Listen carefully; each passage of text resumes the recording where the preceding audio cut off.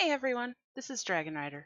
When I'm not talking about video games with my husband in our podcast, Past Play Gaming, or giving you a rundown of the Hearthstone meta in just a few minutes on YouTube, you can probably find me posting something on Twitter at DonnieDK. But right now, please join me in getting your accessible deep dive into the competitive side of Hearthstone while we listen to Concede. Greetings. Hello. Greet. My greetings. Well met. I greet you. Greetings, traveler. Greetings, friend. The pleasure is mine.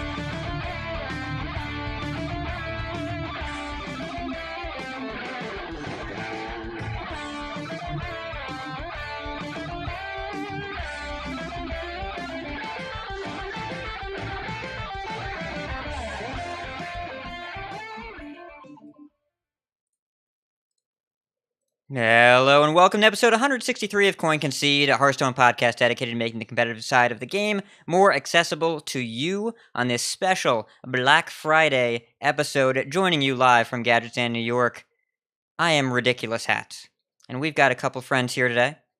From Karazhan, California, it's Botticus. Botticus, how are you? I'm a little sad, Hat. Why I feel are you like sad? we haven't gotten to hang out recently. Yes. For a while there, it felt like we were hanging out a bunch, and as much as I enjoy the holidays and hanging out with family and Thanksgiving and doing all this other stuff, I kind of miss you.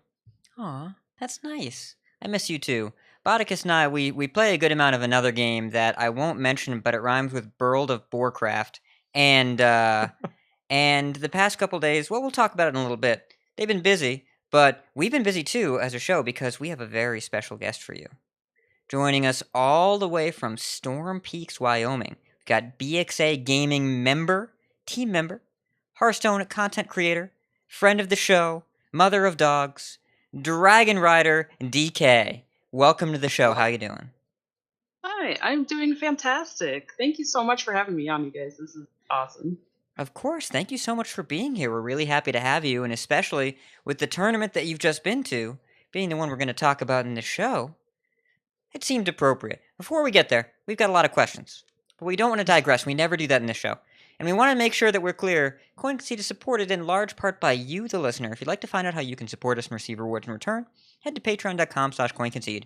And big thanks to, I'm going to mispronounce his name, Ruchi N, Marlena P, and Old, that's just the name, Old, not an insult, just a name, for their pledges. Thank you so much for supporting the show. It really, really helps us keep the content as accessible and high quality as possible. We want to ask a very important question. This is the first question, Donnie, so I'm starting with you. How is life? How are you? How's your ladder going? How's your not ladder going? How was your road trip? Everything is awesome. Okay. Maybe I should say ladder a little less. It hasn't been going super well for me this month, but I also haven't been putting as much time into ladder since I was spending a lot of time preparing for DreamHack and all that and working in between, so. Yeah, it's this time of year, especially for people like us that work on major retail holidays. It's time is a scarce thing that is hard to come by. So totally feel you there. Botticus, how about you? How is life and how is ladder? Life is good. I'm enjoying the 4-day weekend we have going on right now. Playing a lot of WoW. Played a little bit of Hearthstone, but I've been kind of stuck at rank 3. Just trying to figure out what I really want to play, because it seems like on a day-to-day basis it changes, and I go through a lot of streaks of queuing into bad matchups, followed by streaks of queuing into good matchups, but never so long in a row that I can really work myself out of rank 3. But I'm enjoying playing it when I have time away from the computer. The biggest thing is that I really haven't been playing at the computer in a long time. Pretty much all my gaming is now mobile. And yeah, I mean, it's I had a good Thanksgiving, so that was fun. And yeah, not a whole lot happening, just kind of gonna enjoy this extended vacation, I guess. Extended break from work. So you're not playing Hearthstone on the clock, right? Or should I say on the wheel? I mean, I'm playing it on my breaks while I'm at work. I Yeah. don't know if that counts. Just Like making on sure you're not lunches playing and it while breaks. you're working. 'Cause Well, while it'd be pretty hard to play while I was driving. don't Hearth and drive, ladies and gentlemen. It's not a good Yeah, idea. that's I had a friend who Oh who boy, I don't played like anything about how this while story I started. was sitting passenger seat, and he really wanted to play, so I had to play for him because otherwise I knew he would play for himself. Oh boy, that's. I'm glad you were there for him, and I'm scared of what happens when you're not there. But we're not going to think about it. As for Yeah, he me, doesn't make the best life choices. I've Let's I've just say realized that. Typically, the phone game and the driving should probably be kept pretty separate, but I guess that's just me, or not. Anyways, I haven't played any ladder. I am going to earn my card back this week, but I'm not there. So, Rakano mid range in Eternal is really good, and Working is the other game I've been playing. It's it's actually pretty profitable to play, but there's some back pain involved. So, if you go to the movies this weekend, please be nice to people. Please be nice. How about if you go to the movies ever, just be nice. It's probably a beneficial thing to do. Or just even out in public in general. Be nice. You know? I wanted to make it really time specific because asking for general niceness, I agree, but I Coin Concede listeners, I think that you are the best of the best in terms of people. And I already expect you to be nice in general, and I don't really need to tell you this. You're just the only audience that I have. So, if you could spread the word, be nice to people, whether they're working or not, I think that'd be wonderful. It's a good point. Thank you very much, Donnie and Bot. And Donnie, we'd like to know who you are a little bit more. So, give us a little bit of info as to what makes you the Donnie or the DragonRider or the BXA or the host of Meta in Minutes. Give us some context. Please. Well, I don't know. I'm me. I don't know. I'm just a gamer. Have been for my entire life, basically. So let's start there. What was the first game? What was game number 1? Oh my gosh. This is going way back. Maybe something like Duck Hunt or like Super Mario on the, The old original Nintendo, the Nintendos? OG, the Yeah. the blow into the cartridge to make sure it keeps working. Yes, definitely. Yes. Always Okay. had to blow into it, right? Yes, I am familiar. Okay, so we started playing games around the same time. Now, how did we get from Mario and Duck Hunt to Hearthstone? How did you get into Hearthstone as a game, and when did you decide not only to play it, but to play it on a competitive level? How did that all go down? Well, I'd been a Blizzard fan for a long time. I played like, a lot of their games, StarCraft, a lot of Warcraft, Tides of Darkness especially. And then, I don't know, I got this email.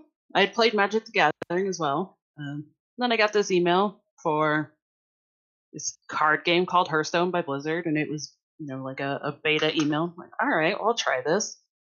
And basically, I played. I think I was still in the tutorial, and I basically was just like, oh my gosh, this is the best thing ever. I love this game, and pretty much got hooked and kind of played it. I guess in a way, kind of up and down casually, and more casually sometimes and less casually sometimes. And then probably around this time last year, fall, beginning of winter, at the end of 2017, I just decided, I think I can be really good at this. I think I can try to be competitive. And honestly, it hadn't even been Legend at that point, but I was like, I'm just going to go for it. And then January of 18 this year, I hit Legend for the first time. And I've hit it multiple times since then. And I was just like, I can do this. So that's kind of how it all came together. That's pretty cool that you were engaged in it kind of from both the Blizzard perspective and the card game perspective, and then decided, you know what, I'm gonna do this when you hadn't even been Legend, and you just jammed it and got there, and and then how did you find yourself involved with the community? You're pretty active on Twitter, among other places. When did that really start? What drew you into this universe of crazy connected people, where you became a member of the online group? Oh boy. So I had initially created my Twitter just to post things with the hashtag BlizzCon so that my tweets would show up on the the stream on the for the virtual ticket. Oh, just so you'd show up on the And jumbotron. yeah, basically that was the only reason I joined Twitter in the first place. And from there, I started kind of using it a little bit more, and then I can't even remember how it happened. I'd never listened to a single podcast. I'd never heard of podcasts before. And then all of a sudden, maybe it was my husband, well, you could check out podcasts. I'm like, oh, okay. And so I'm like, well, I'm going to look up podcasts for Hearthstone. And like, wow, there's a whole bunch. And so I started listening. And yeah, I think there was one point where every single week there was 17 different Hearthstone podcasts that I was listening to on a regular basis. And it just kind of gave me that feeling of belonging and community. And so I just started to get more involved and just kind of kept going from there. 17. Yes, 17. That's correct. I am glad to hear there are 17 active Hearthstone podcasts. Yeah, I'm trying to think how many were on my docket every week that I listened to. I don't know that it was all 17. That's I mean, I know there's more than 17 because of our good friends over at the Daring Reporter. Yes. That cover all of them. But wow, that's pretty cool. Wow. Yeah, that's some passion for the community right there. That's some interest in engaging, and it seems to have worked out pretty well for you. Because not only were you absorbing content, but now it sounds like you're making content. So you've been in a few podcasts. Which ones have you been on? And then tell us about your show, no matter how brief it may be. All right, let's see. I hope I'm not going to forget any. So quite a long time ago, actually, I was on. Oh my goodness! So now I can't even remember. It's been way too long. Okay. I think. No, it might not even been the first time. Oh my gosh! See, I can't even remember. It has been way too long. I've been on a handful of them. And yeah, I remember listening to a lot too, just from the initial, start, including this one.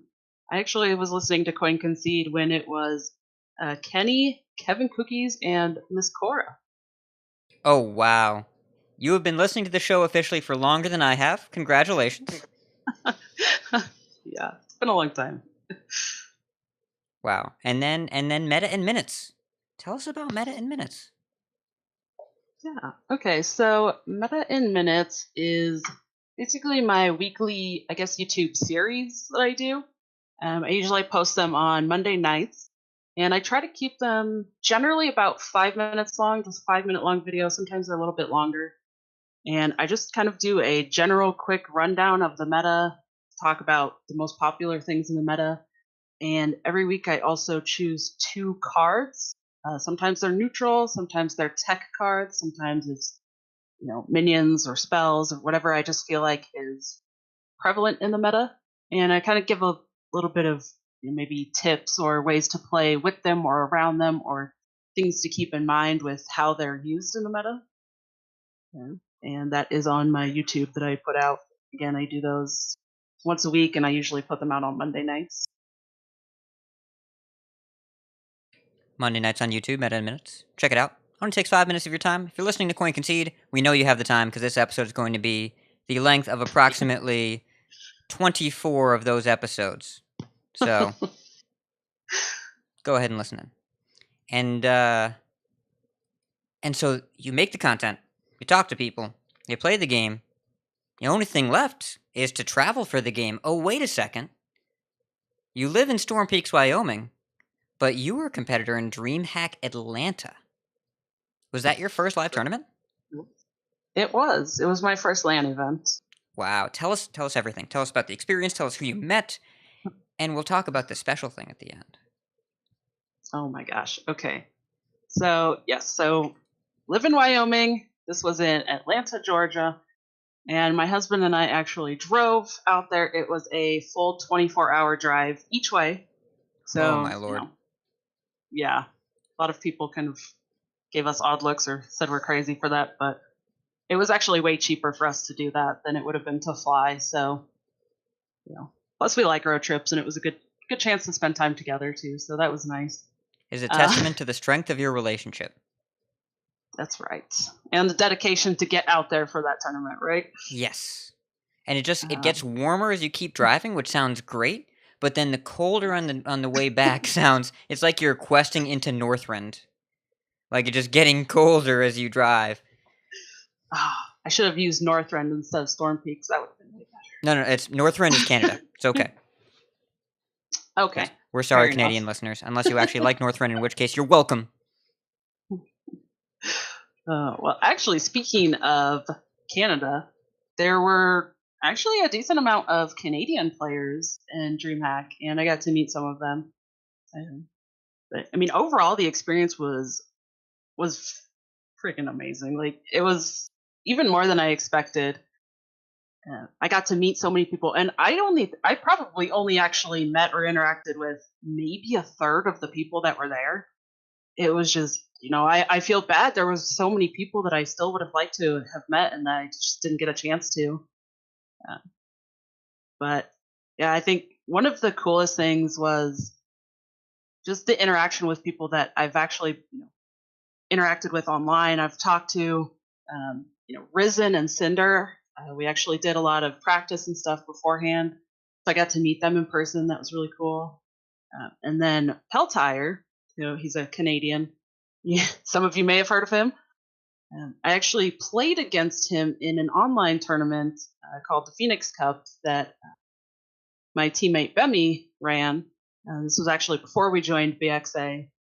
And in that tournament, I played against Peltire. I actually ended up doing a reverse sweep and beating him in the top 8 to go into the top 4. And, so we kind of interacted in some sense then.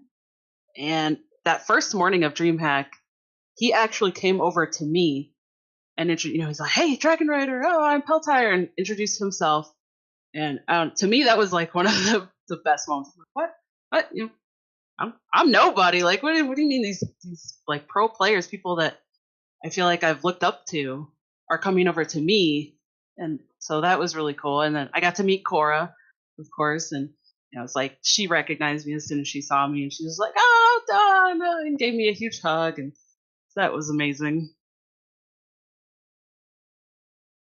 Wait, so you reverse swept a pro player, and he came over to introduce himself to you in a positive way. Yes. What other game does that happen in? What other game? I don't know. That's insane. He didn't come over and be like, "You were so lucky," whatever. He was just like positive and genuine and nice. That is awesome. And yeah, I saw Purple was there, and there were a bunch of other Canadians. Joss from the Angry Chicken. Yes. I met her too. Oh, she's super nice and really tall. Yes, and I do have a little story about that, but we'll get to that when we mention the other thing. So the other thing. So Yes. for those of you at home that were watching the DreamHack Atlanta stream, you may realize, hey, this guest in your podcast looks familiar because she was interviewed for a little video segment. So tell us a little bit about that video segment and how you're now a superstar. No. Well, I don't know if superstar's the right word. We're rolling with it. Just keep going. Okay. All right. We'll go with it. Yeah, it was kind of crazy. I remember actually telling Ron that, a couple days before, I'm like, I'm not going to get interviewed, whatever. I'm still going to have a good time. It's going to be awesome. And the second day after my first match, I checked Twitter, and Robert, who goes by Swade HS on Twitter, he's the head guy who runs the DreamHack Hearthstone stuff. He actually had DM'd me on Twitter. He was like, "Hey Ben, our interviewer would like to interview you." I'm looking at that going, "What? What? Like, no way! I can't believe this." And so I was like, "Okay," I message back as soon as I can, like, "Oh yeah, I'd love to. If I didn't miss my chance." And so a little while later, I got to go to the back area. Actually, Cora helped walk us back there, and got to meet Ben, the guy that does the interviews, and he was super cool. Just really like laid back and relaxed, and explained everything very well. And so I got to just get to sit in the chair, with, all the props and everything around me, and answer some questions. And it was like I was so nervous, and I feel like my interview may have been a little bit awkward, and I may have sounded a little bit cringy, but at the same time, I was like telling my husband, and I think I made it in my tweet, like, well, that's just who I am. I'm kind of awkward and kind of cringy sometimes, so I think it turned out really well. I'm going to respectfully challenge the awkward and cringy part, because here's the thing. When you take a normal person and you're like, act natural, and then say this precise thing in 90 seconds while we have a giant camera in your face in a manufactured environment, that's not supernatural. And that's why, every sports interview you see, well, it's really a team effort. We just give 110%. Just want to thank God for being out there today. It's the same stuff, because it's hard to be a real person under that circumstance. And I think you did a good job, a really good job, of coming across as who you are, but not awkward and cringy. So where does Joss factor into this? Yeah, so they told me, and I think I did the interview at about 1 o'clock on the Saturday, and I just kind of asked, well, how long do you think it'll take, to do the editing, and when do you think it'll be on the stream? He's like, oh, you could probably look for it like less than 4 hours, and I think it was probably only 2.5, 3 hours later, and it was already live on the stream. So, of course, my husband and I were sitting in the audience, and we both had our phones out. We're taking pictures of the screen. You could probably see people's heads in the pictures. We're taking pictures as the interview is playing. And, so I was just so excited. And this is awesome. This is like so surreal. And I just posted that on Twitter, the whole time. I'm just like, this is amazing. You guys, this is awesome. And, like right afterwards, Joss actually came out. We were still sitting in the audience. And, of course, like I said, I've been listening to all these podcasts since the very beginning. So the second I saw her on the first day, I'm like, oh gosh, that's Joss. Like, I know who that is. And so she actually came over and introduced herself. And she's like, I just want to thank you. You've been so awesome and so positive about all of this. And you're just making my job easy. I was like, like, it just it was like touched my heart. It was like, oh, this is so great. I can't believe it. And so, of course, I was just like, can I get a picture with you? And so, I was really thankful as well that my husband was there and he could take pictures. That's really nice. And I think that Joss raises a good point that right now in Hearthstone, if we're going to call a spade, it's a little bit harder to find the positive news, even with the new set coming out, because there's a good amount of, I think there's a lot of discussion around the fatigue and the changes within Team 5. And so for someone to come across as so genuinely positive and in an unmitigated way is really nice right now, especially for the content creators to engage with, because we can talk about someone like you so easily and say, Hearthstone still has this level of engagement and love and passion going for it. Even if it's not for someone like us, maybe that's been playing for years and years and have gotten a little jaded from it for whatever reason, there are still so many people like you that are out there that are just finding new reasons to love the game every day. So that's really, really nice. And I'm glad Joss recognized it, because she's 100% right. So. Thank you. Of course. Yeah, it's actually thinking about it today, and it almost feels weird, but maybe, I don't know. I feel like I just do things backwards from everybody anyway, so maybe that fits. But yeah, it definitely feels like there's been a lot of, maybe negative thoughts and regard towards the game, and the direction it's going and things like that. And I guess as people are starting to kind of move away from it, that's when I'm like stepping in and going, yeah, this is great. And it's kind of a weird feeling. I think it's really just the thing about Twitter. I really like Twitter. Big fan. On it a lot. But also can kind of create an echo chamber a little bit because when the same people are having a conversation, sometimes the different pieces can get rotated and you start hearing similar thoughts phrased in different ways. And so being able to go to that different environment at DreamHack Atlanta, there was no shortage there of people who loved Hearthstone. You could see it. And there were a bunch of different communities that were really celebrating about everybody being there. I know a different community that I'm part of, THL. They had like 30 people there that were all getting together. There was a lot. And it's really hard to look at the game and say the game is the problem when we have this demonstration, this visual demonstration of how much passion there is for it still. It's okay for people to individually make the choice, maybe I've played a little too much, maybe I'm getting distracted by other things, maybe I want to change what I'm doing with my time, that's fine.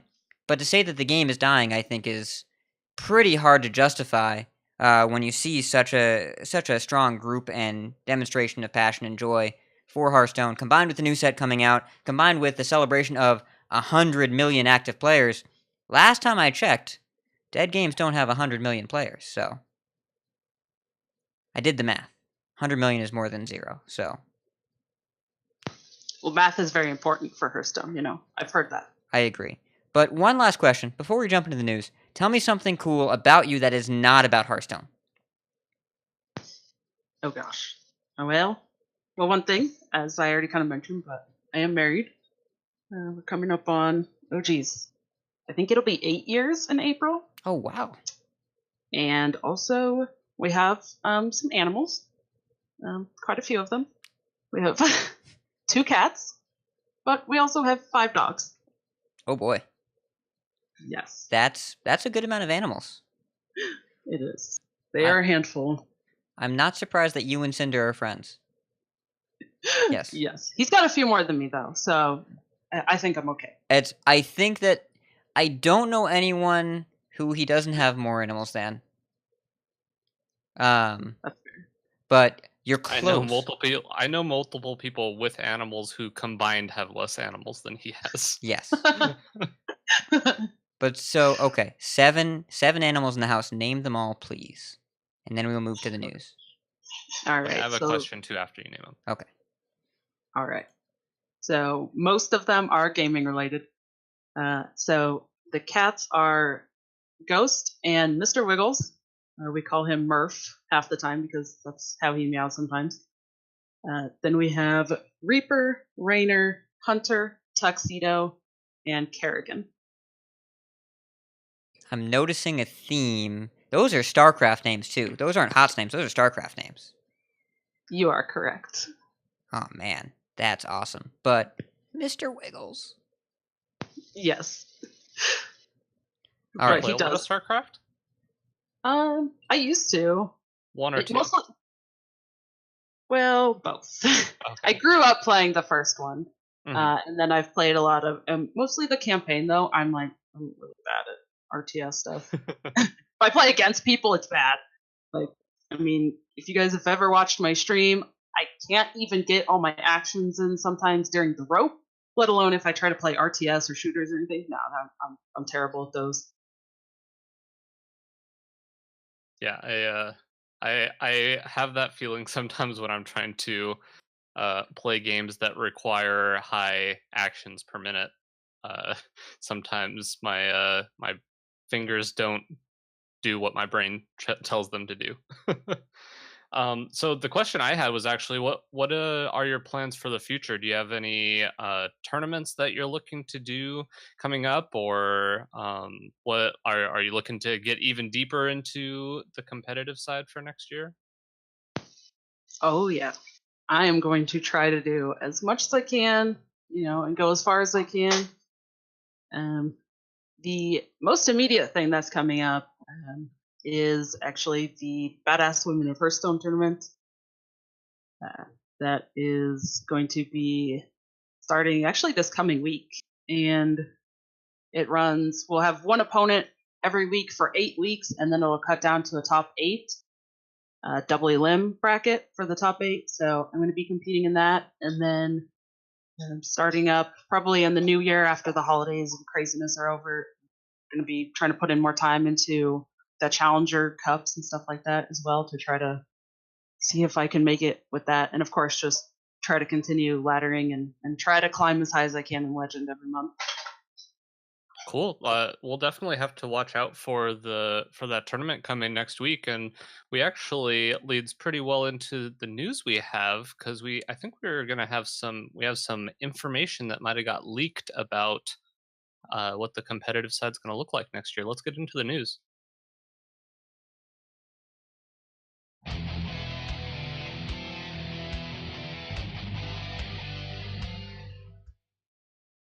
So usually when card reveal season starts, the news kind of takes a bit of a lull because almost everything is kind of going into card reveals. But we had some information leaked from InvenGlobal, or actually from NetEase, about a uh, kind of a Overwatch League type tournament system that's going to be launched in China for competitive players. It looks like it's going to be about a 2 million. What is that currency symbol?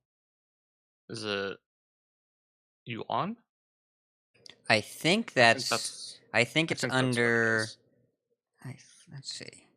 I should have looked this up before. Yes, Well, Chinese either way, it's yuan. It is. Let's see. It looks like 287,000 US dollars. So yes, 2 million yuan. Won. Yeah. I'm pronouncing that poorly. That's Somebody that is familiar with how to pronounce that currency, please hit at me at Discord or email us or something and correct me. I was just in China. I believe it's yuan.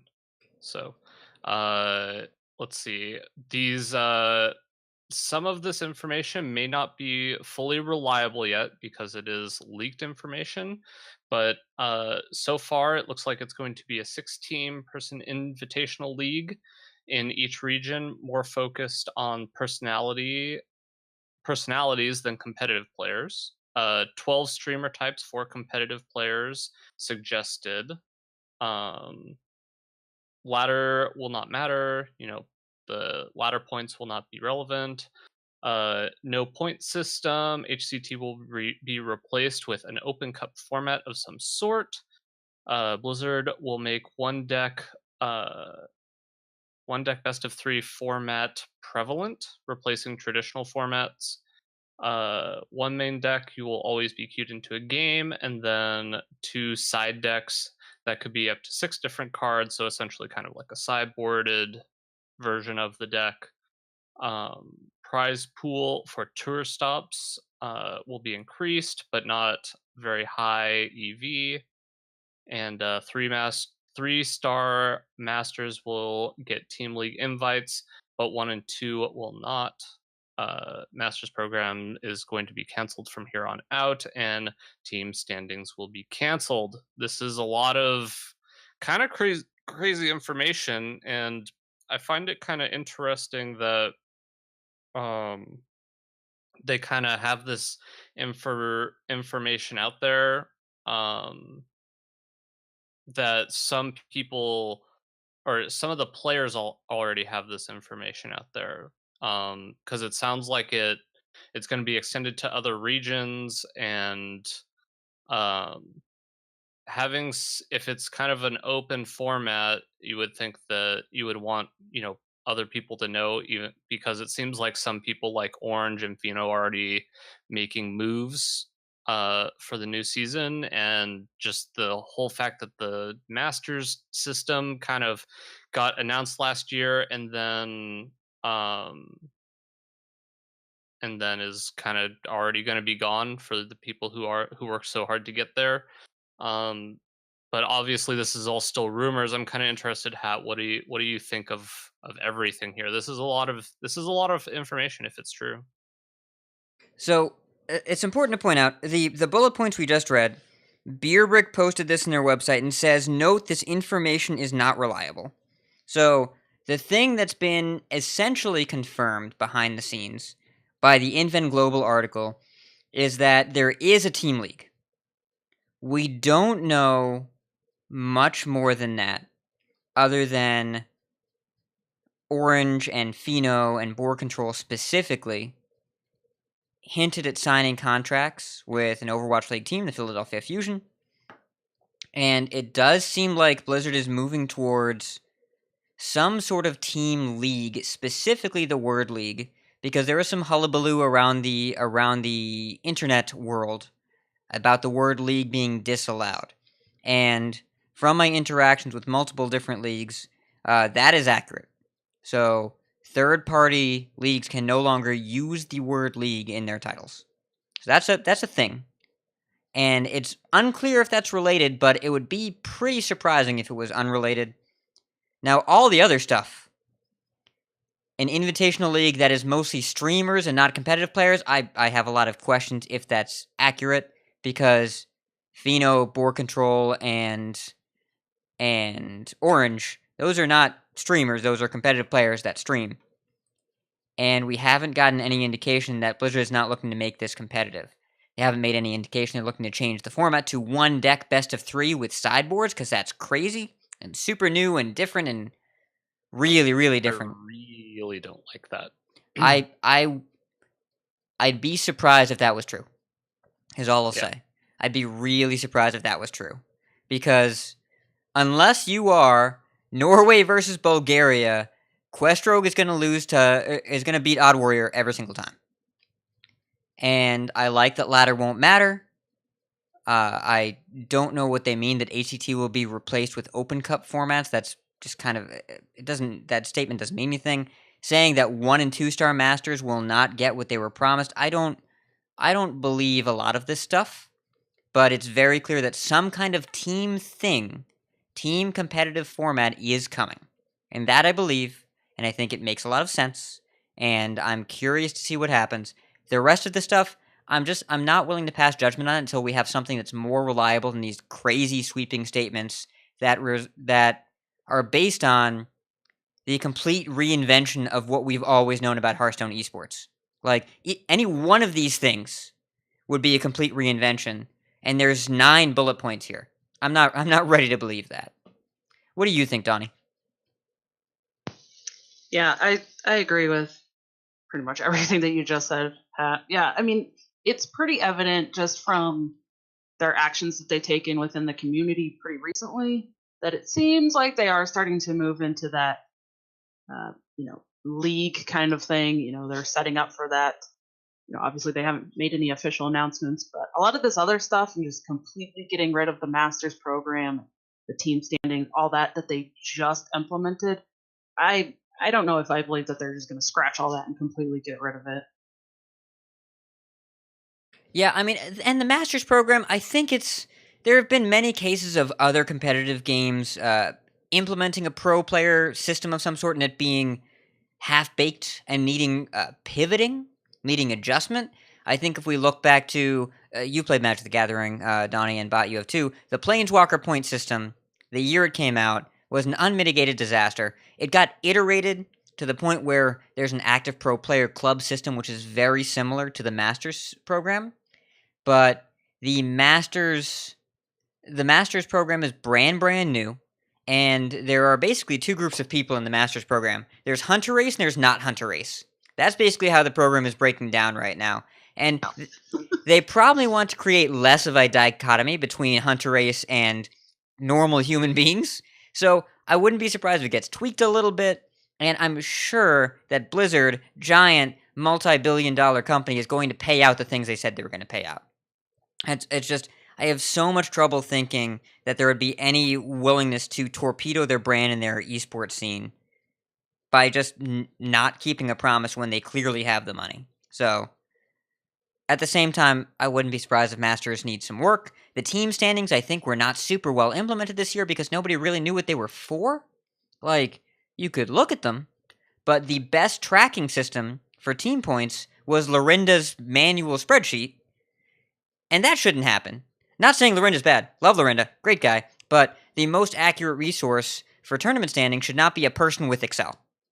It should be the company that's running the tournaments. So I think It's kind of there's... funny because Magic has the same thing. They have their own, I believe I want to say his name is Sven, who does who does basically all of the Magic, like keeps track of all of the Magic Pro points Yeah, well, it's... and And not this the is... official Magic site. When you kind of franchise out your tournaments a little bit, and the esports might not be the biggest focus of the game, because I think in any card game, the games have such wide and vibrant, constant, casual, and competitive but ladder player base. The tournaments are hard to keep track of and hard to reconcile everything, and there's not necessarily always publicly kept records that are well maintained and consistently maintained. So I'm hoping that Blizzard gets this one right and really is able to kind of narrow their focus and make sure their programs are effective, because they try to do a lot of stuff this year. Some things hit. I think we can say consistently the tour stops were a success. Having an open entry tournament almost every weekend with lots of Twitch presence was very successful. Masters, I think, is kind of hard to understand. If you explain it to most people, they wouldn't get it. The team standings, I don't get them. I don't know what they're for. I know they're there, but I don't know why. And there's got to be some way to kind of put that all together. So I'm looking forward to what's next, because it's clear it's something new. If everything on this list comes true, I don't know what promise. I'll play Priest for a month. I'll play only Priest for a month. I'm saying it. What's wrong? What's wrong with playing Priest for a month, Hat? So the next news item here, Boticus. Was a Hearthside chat with Dave Kosak. As I said, a lot of the rest of the news is dealing in card reveals, but this was a cool little video where he kind of goes into some of the lore. I know we've been having segments in the news that delve out information about Rastakhan's Rumble and kind of the teams and everything. This is similar to that, which also had a couple card reveals of, I believe this was one Samdi and the Loa were revealed in this video. So this was a cool little thing, just a little bit of information. I think a lot of it we kind of already knew, but it's a cool little video with Kosak in it, and I really like that the chicken meme continues on. That was definitely part of this video, as well as the next video, which is another raunchy animation short about that revealed the new Warrior Legendary Champion, and funnily enough, revealed it incorrectly. It revealed it with the wrong mana cost and got Rabobson all hot and bothered because he thought it might be able Hot to go and into another. bothered? Because No, it cost 5 in the video and it really cost 4. no, oh. Hat. I'll mute. So yeah, I really liked this this short video that kind of had that featured the boom ship and Zola making a copy of this and just putting infinite dragons in the player's hand. And were you able to see this, Donnie? I have to imagine that you're pretty excited about a warrior card that makes a lot of dragons, given your name. Yeah, I'm kind of excited to see some dragons come back. This is gonna be pretty awesome. Yeah, Dragon Warrior. I was not playing when Dragon Warrior was kind of it was a deck, right? Hat that was something that happened at some point. That was probably the actual best deck in the Whispers of the Old Gods meta. Now, it was maybe the worst best deck ever. It was the best deck that doesn't offend you. It's like, well, sometimes they get the curve nut draw, but it's fine. You look at the best decks that we've had before and since, you're like, 4 mana 3/6 with taunt was fine. Like that was not the thing that we needed to get upset about. But you did curve out and play a bunch of on curve neutral dragon minions along with a 2 mana 3/3 with charge. The 2 mana 3/3 with charge was really good, really good. But then, like, 3 mana 3/5, 4 mana 3/6 with taunt, 5 mana 5/4 that dealt 3. They were good cards. The other best decks that I can think of were an order of magnitude more evil than this one. At the same time, Dragon Warrior was good, and this is a very different type of Dragon Warrior we're seeing now that Rastakhan's Rumble is alluding to, so I'm pretty excited to see that. And I really did enjoy in the video when the boom ship picked up the dragons and moved 1 foot and just dropped them. That was fun. Yeah, and more chicken memes too. Yes. Yeah, their little videos that they've been doing are really cool. And in a way they kind of remind me of the StarCrafts, if anybody has seen those. No. I haven't, so explain them. Okay, so I cannot remember the artist's name, but it's like a cartoon series on YouTube, and he does the animating and stuff, and they're very comical and just cute little things. And in a way, these videos kind of remind me of that. They're meant to be funny and kind of play on what I think in a way some of the strengths and even weaknesses are, and it's a way for Blizzard to kind of have fun with the community and laugh at themselves too. So they're very enjoyable. Does Carbot Animations ring a bell? Yes, Yeah. that's it. I looked it up. This looks funny. I'm gonna watch this later. And yeah, I agree. Well, Ranchi made his own videos way back when. The first one I think was Rexar versus Thrall, which is still hilarious. And after a couple of those videos, they hired him for Karazhan. I think they've kept him on staff ever since. So they had him for the reveals of Boomsday. He did the video about Stargazer Luna and Dave, and Peter Whalen being a chicken, and they've been really funny. So I'm glad they kept making them. Yeah, that's pretty much it for the news. I mean, we covered a lot of what happened this week, kind of as a precursor to last week. We had the big card reveal on Monday, which was really great. I think that oh man, I should know. Oh, I don't know. I'm blanking on his name all of a Regis sudden. Kilbin. Yeah, Regis Kilbin did a really great job. I agree. And although I I did feel a bit of tension because at one point he said, "I've played a lot of other card games and Hearthstone, et cetera, et cetera." And I don't know, in my head I find it funny when if people even want it to be mentioned on the stream that there are other card games. I don't know, that stood out to me as interesting. But yeah, that's it for news this week. I guess we have a couple tournaments to talk about, or at least one big tournament to talk about with somebody who was there. So let's get into the tournament section. It's the grand tournament!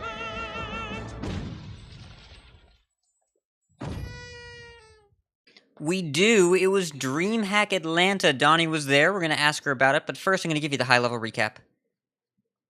This is a last hero standing tournament, as all DreamHacks are, where instead of win with every deck once, it's you have to, when you lose with a deck, you can't play it anymore.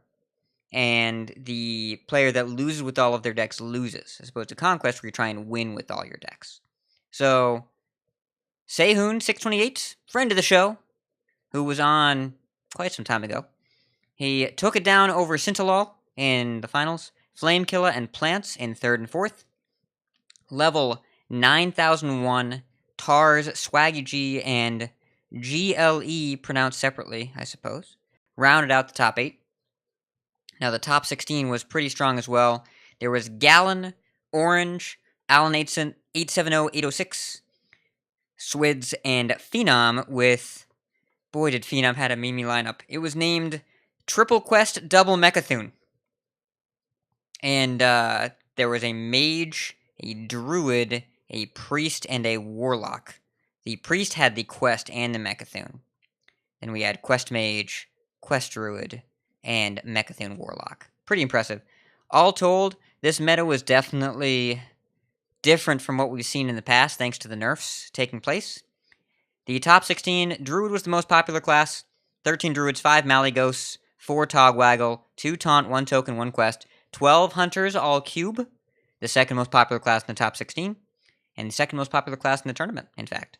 There were 9 Paladins, 5 were even, 4 were odd. There were 8 Warlocks, 5 even, 1 Zoo, 1 Mechathune, thanks Phenom, 1 Cube, 5 Odd Warriors, 4 Rogues, 3 Odd, and a Quest Rogue. Still, after 2 nerfs and Giggling Inventor nerfs, you can still play Quest Rogue in LHS. There were 4 Shaman, 3 Shudderwalk, and 1 even, 3 Priest, 2 Xerix, 1 Mechathune, thanks again Phenom, and 2 Mages, 1 Murloc, and 1 Quest. The winning lineup from seohyun was Togwaggle Druid, Cube Hunter, Xerix Cloning Gallery Priest, and Odd Warrior.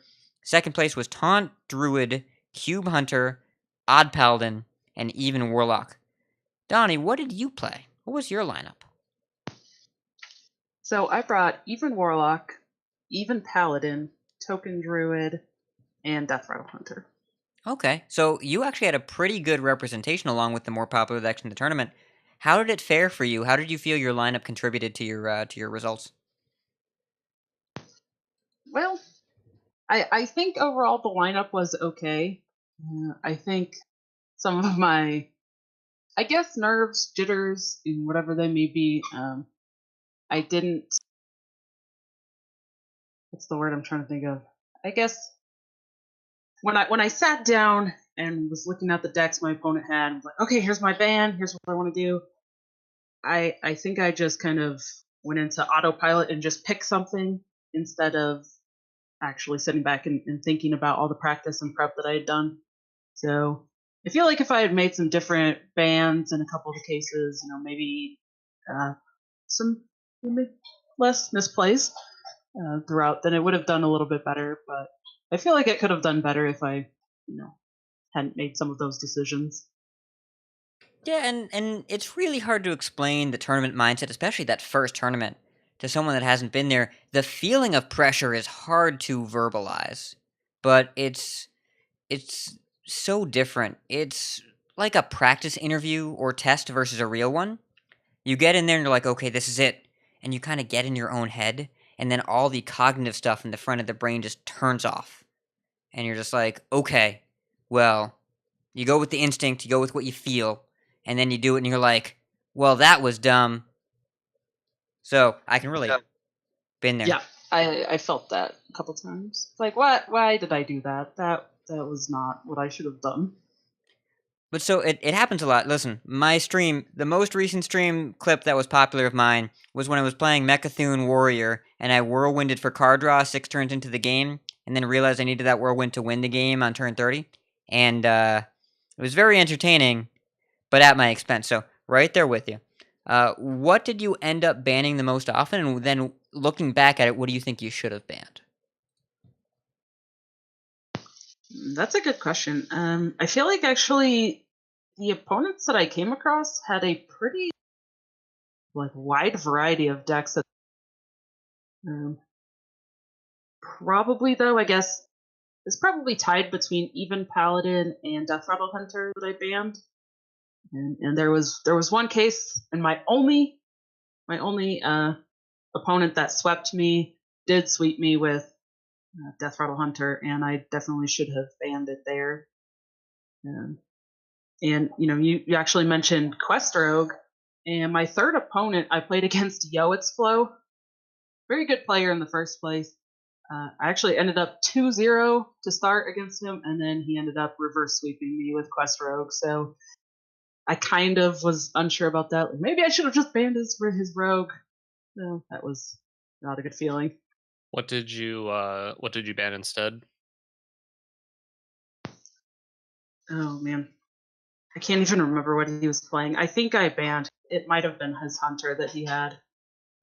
Yeah, so it's a pretty rough situation either way. And Quest Rogue is definitely one of those decks that is going to have a very high, when played properly, is going to have a very high win rate, but also has a fail rate. So I think it's a perfectly reasonable deck to leave up, because I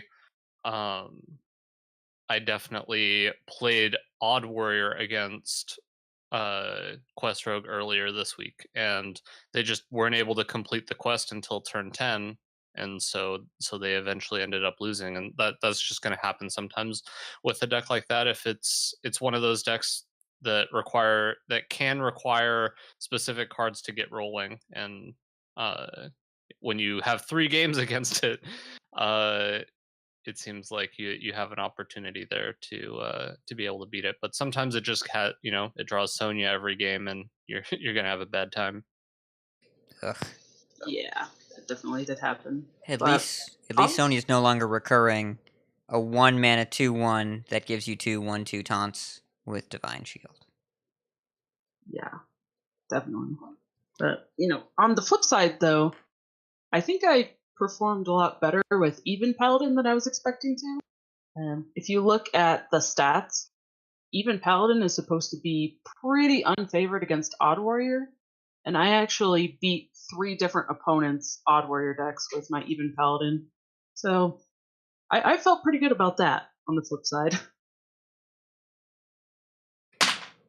Yeah, that matchup's not good for you. So, beating it 3 times, you're basically playing a burn deck with 1/1s, and you're playing against a deck with whirlwinds and gain 4 life every turn. So, props to you for winning that matchup 3 times. It's pretty impressive. And all told, I think your instincts were right. If we look at the most popular deck in the format, that was Cube Hunter. 87% of Hunter decks were there. There were 124 Cube Hunters in the tournament. Far and away the most popular deck. Not the most popular class. That was Druid.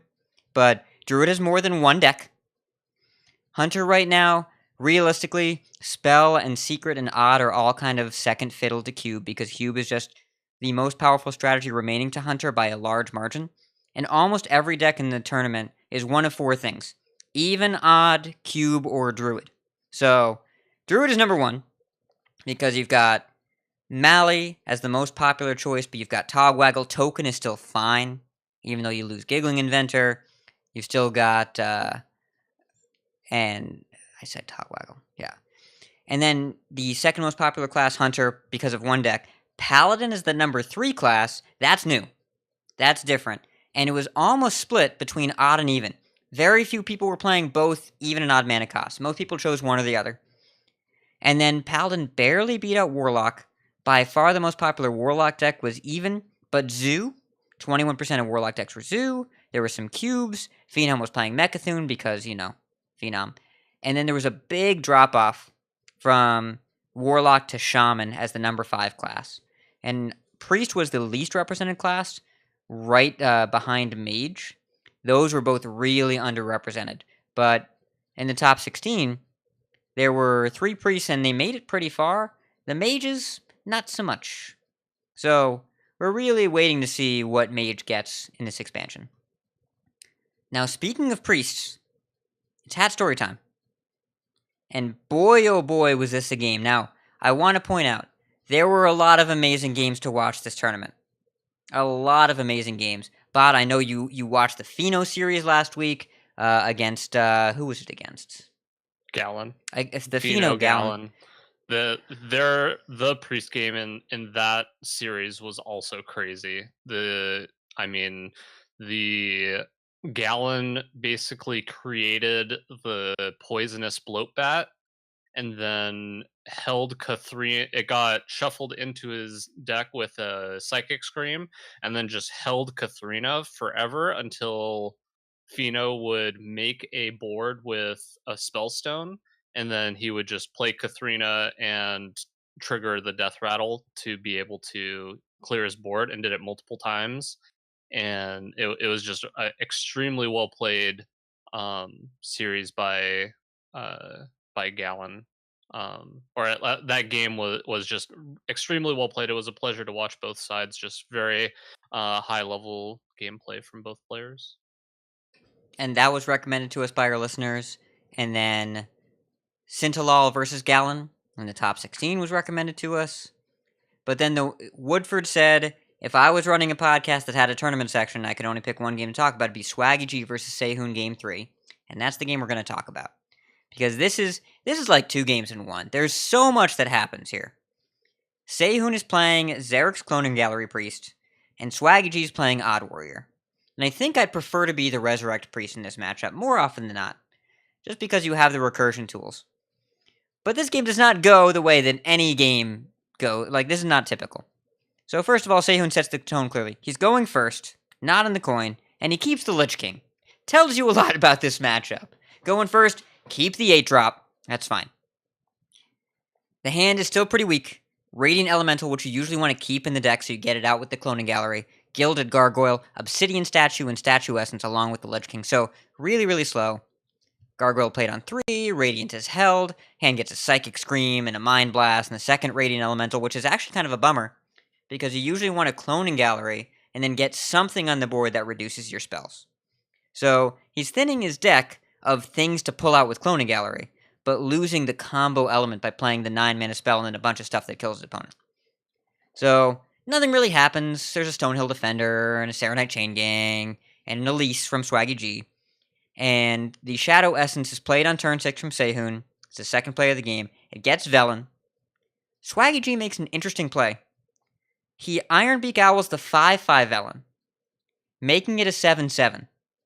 It's actually harder to kill, but that's on purpose, because Swaggy G is going face, right? The worst tempo deck ever, with 3 mana 1/4 into 4 mana 2/3 make a copy into 5 mana 5/5 into 3 mana 2/1, but Swaggy G wants the Velen to live so that it gets Psychic Screamed and doesn't die. Because if it dies, then it can be resurrected. If it doesn't die and it gets Psychic Screamed, then the resurrection doesn't do anywhere near enough damage. And so a bigger minion is better than a smaller minion when you're attacking to a Serenite. And seohyun is down to 16. And on the turn that Swaggy G makes the call to silence the 5/5 to make it a 7/7, he also plays Omega Assembly for 1 mech and gets Explodinator, the 4-mana 3/2 that makes 2 Goblin Bombs. This is the worst pressure deck ever, but you gotta put pressure on, because the game is incentivized long-term towards the Priest. One of the few matchups where you really want to be the Priest in the long game, not the Warrior. So, we're going aggro. seohyun is down to 16. Swaggy G's got the Explodinator. And seohyun next turn has to trade in Gilded Gargoyle, get the coin out the Lich King on turn 7, and gets a Death and Decay. Well, Swaggy G says, you have a Velen next to a Lich King, huh? How about this Super Collider? Bump the Lich King, he goes down to 30, kills them both, goes face, puts him at 7.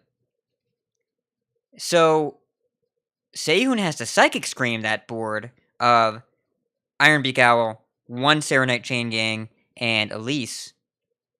And so Swaggy G says, Explodinator, Zola a Goblin Bomb, play it, attack face with Super Collider for 1.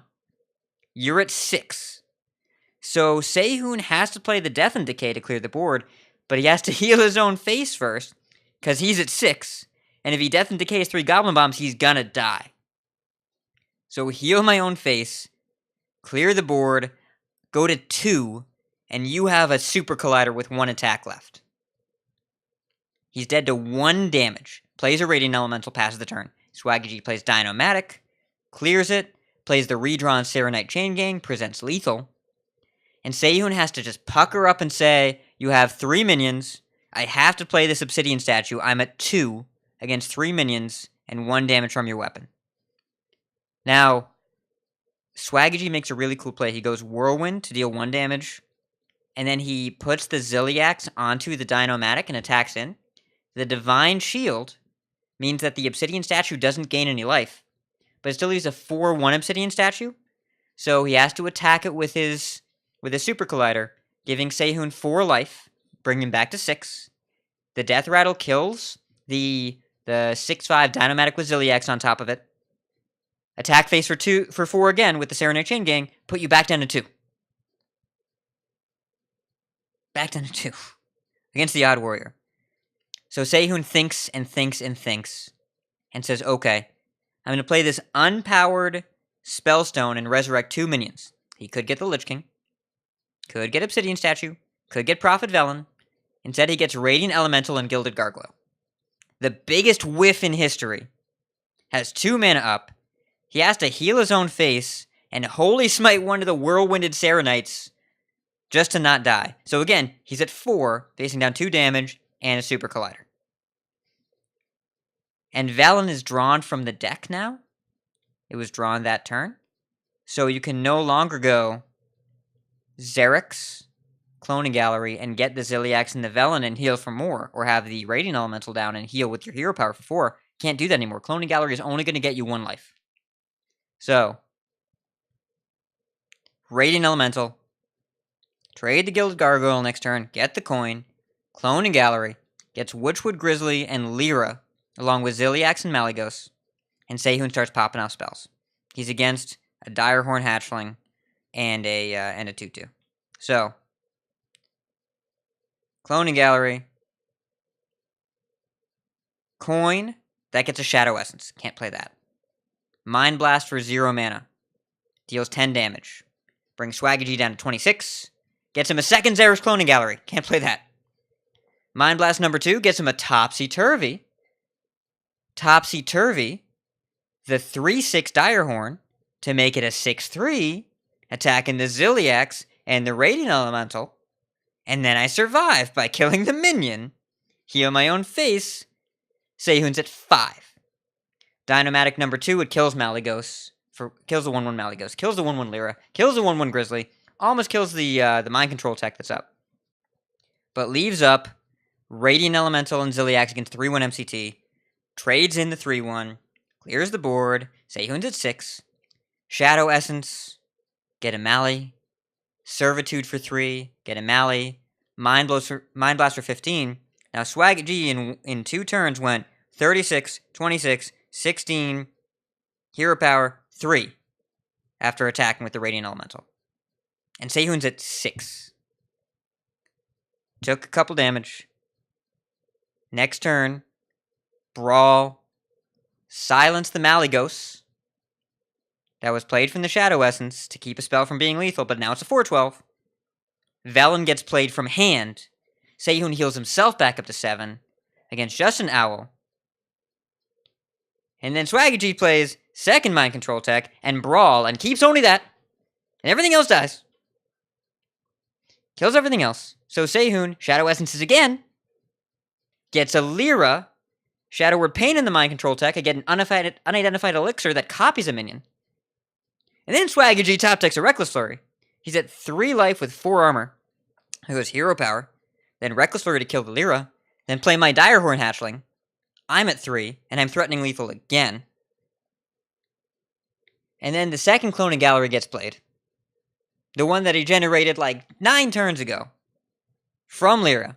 To get Mally, Lyra, Grizzly, and Ziliax.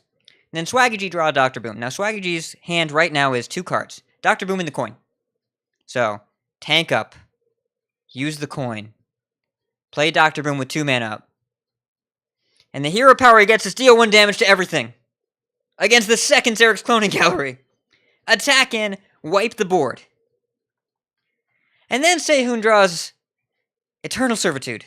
And gets back the Lich King. And plays the elixir to copy the Lich King. And gets a Death Coil and Obliterate. Swaggy's hero power is Zap Cannon. Seohyun's at 7, so he's got to trade in to the 1/1 Lich King. Zap the other one. But then Death Coil the face. Obliterate the 3/4 taunt. Attack in with the 10/10 Lich King. Finally ends this crazy game. It was bonkers to watch. Dr. J and Lorinda were losing it while they were watching the game. That was something. The only other game sounds like a typical Xerix deck. I mean, that's just like every game for me. If it wasn't for the stabilizing at 2 life against Odd Warrior, I would agree with you. That seems uncommon. No, I'm kidding. That's insane. But I love Lyra games. It's one of the reasons why I do enjoy Priest a lot. I will say that much here. But Lyra makes some games that were at one point looked unwinnable and turns them into just the craziest stories. Yeah, and this was a crazy story for sure. And then the only other game we want to talk about, we're going to talk about a specific moment from a specific game. Sintalal versus Lucre Game 3. The legend of Sintalal is well known. This is maybe the unluckiest player in Hearthstone this side of Reynad. He has on camera had his Shudderwock burned at least twice that I can remember, and his Antonitis burned once. So, Sintalal is playing Cube Hunter against Luker's Mechathune Priest. And Hammett had been played. Luker was drawing his combo pieces. The only card left in the deck was Mechathune. And Sintalal had a 6-mana Zombeast from Deathstalker Rexar that was some 2-mana beast merged with Arthas. The next turn, it was Mechathune kill you. So Sintalal says, okay, Arthas Zombeast, played at it, got a Death Grip, stole the Mechathune, win the game. Neither player could contain their laughter.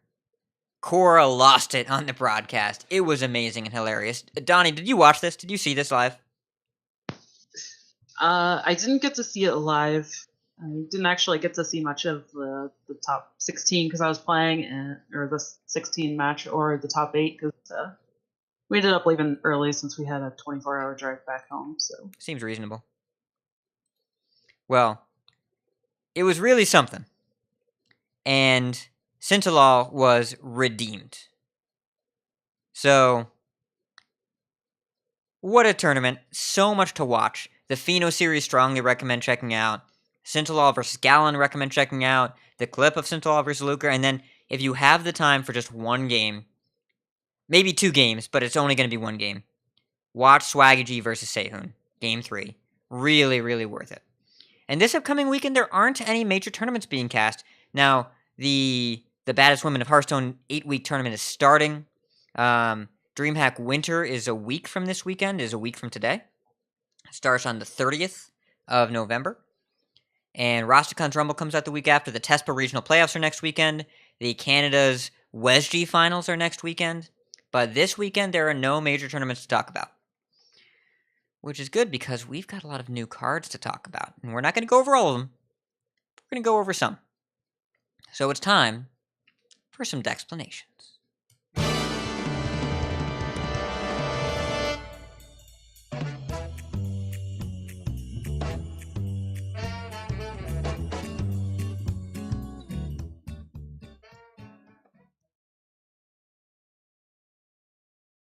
All right, so there were a lot of cards that were revealed since the last time we did a little show. So we all chose 4 to 5 cards that we really wanted to talk about, since there's a few too many to go over all of them this week. But yeah, I guess we can just go over them kind of one by one, and or each take one that we want to talk about and kind of get into it, and then move on to the next person. So let's start with Hat. What's the first card you're excited to talk about? In honor of Appa, who will totally be back next week, by the way. I couldn't be here this week, sends his love, but family traveling stuff. But he will be here. Is a shaman card called Zentimo. And Zentimo is a shaman legendary. Let me pull this up here. I'm going to put a picture on the screen. I think this is important. Alright, so... Whoa, that's a big Zentimo. I'm going to move him over. Alright, so Zentimo, shaman legendary, 3 mana 1/3. Whenever you target a minion with a spell, it also targets adjacent ones. Oh boy. So... there's a lot going on here. First of all, I think the immediate obvious application is you frogify your opponent's board. This and Hex is three frogs. Frogify. That's the first thing that came to your mind? It's not the first thing that came to my mind, it's the first thing I heard. Really? The first thing that came to my mind was a card called Unstable Evolution. That was the first thing that came to my mind. Because Unstable Evolution is very good when you're evolving 3 things for the price of 1. Now, I'm glad Giggling Inventor got nerfed because Unstable Evolution with this card and that card would be a gross in a major way. But you can still you can chain gang it, you can corridor creep it. There's a lot of ways around it. That was the first card I thought of, but there's a lot of different applications. Earthshock. First card I thought of was Rockbiter Weapon. That's a good one. Get in there. I want to get in there with Rockbiter Weapon and Wind Fury. Now that's a lot of damage. That's 2 mana 9 you, right? 2 mana 9. With Yeah, Wind 2 Fury, mana 9. it's a Yeah. lot. With Wind Fury, it's 4 mana, do a lot. With Unstable Yes. Evolution, it's make big. With Earth Shock, it's no taunt. With Avalanche, it's Cold Meteor, right?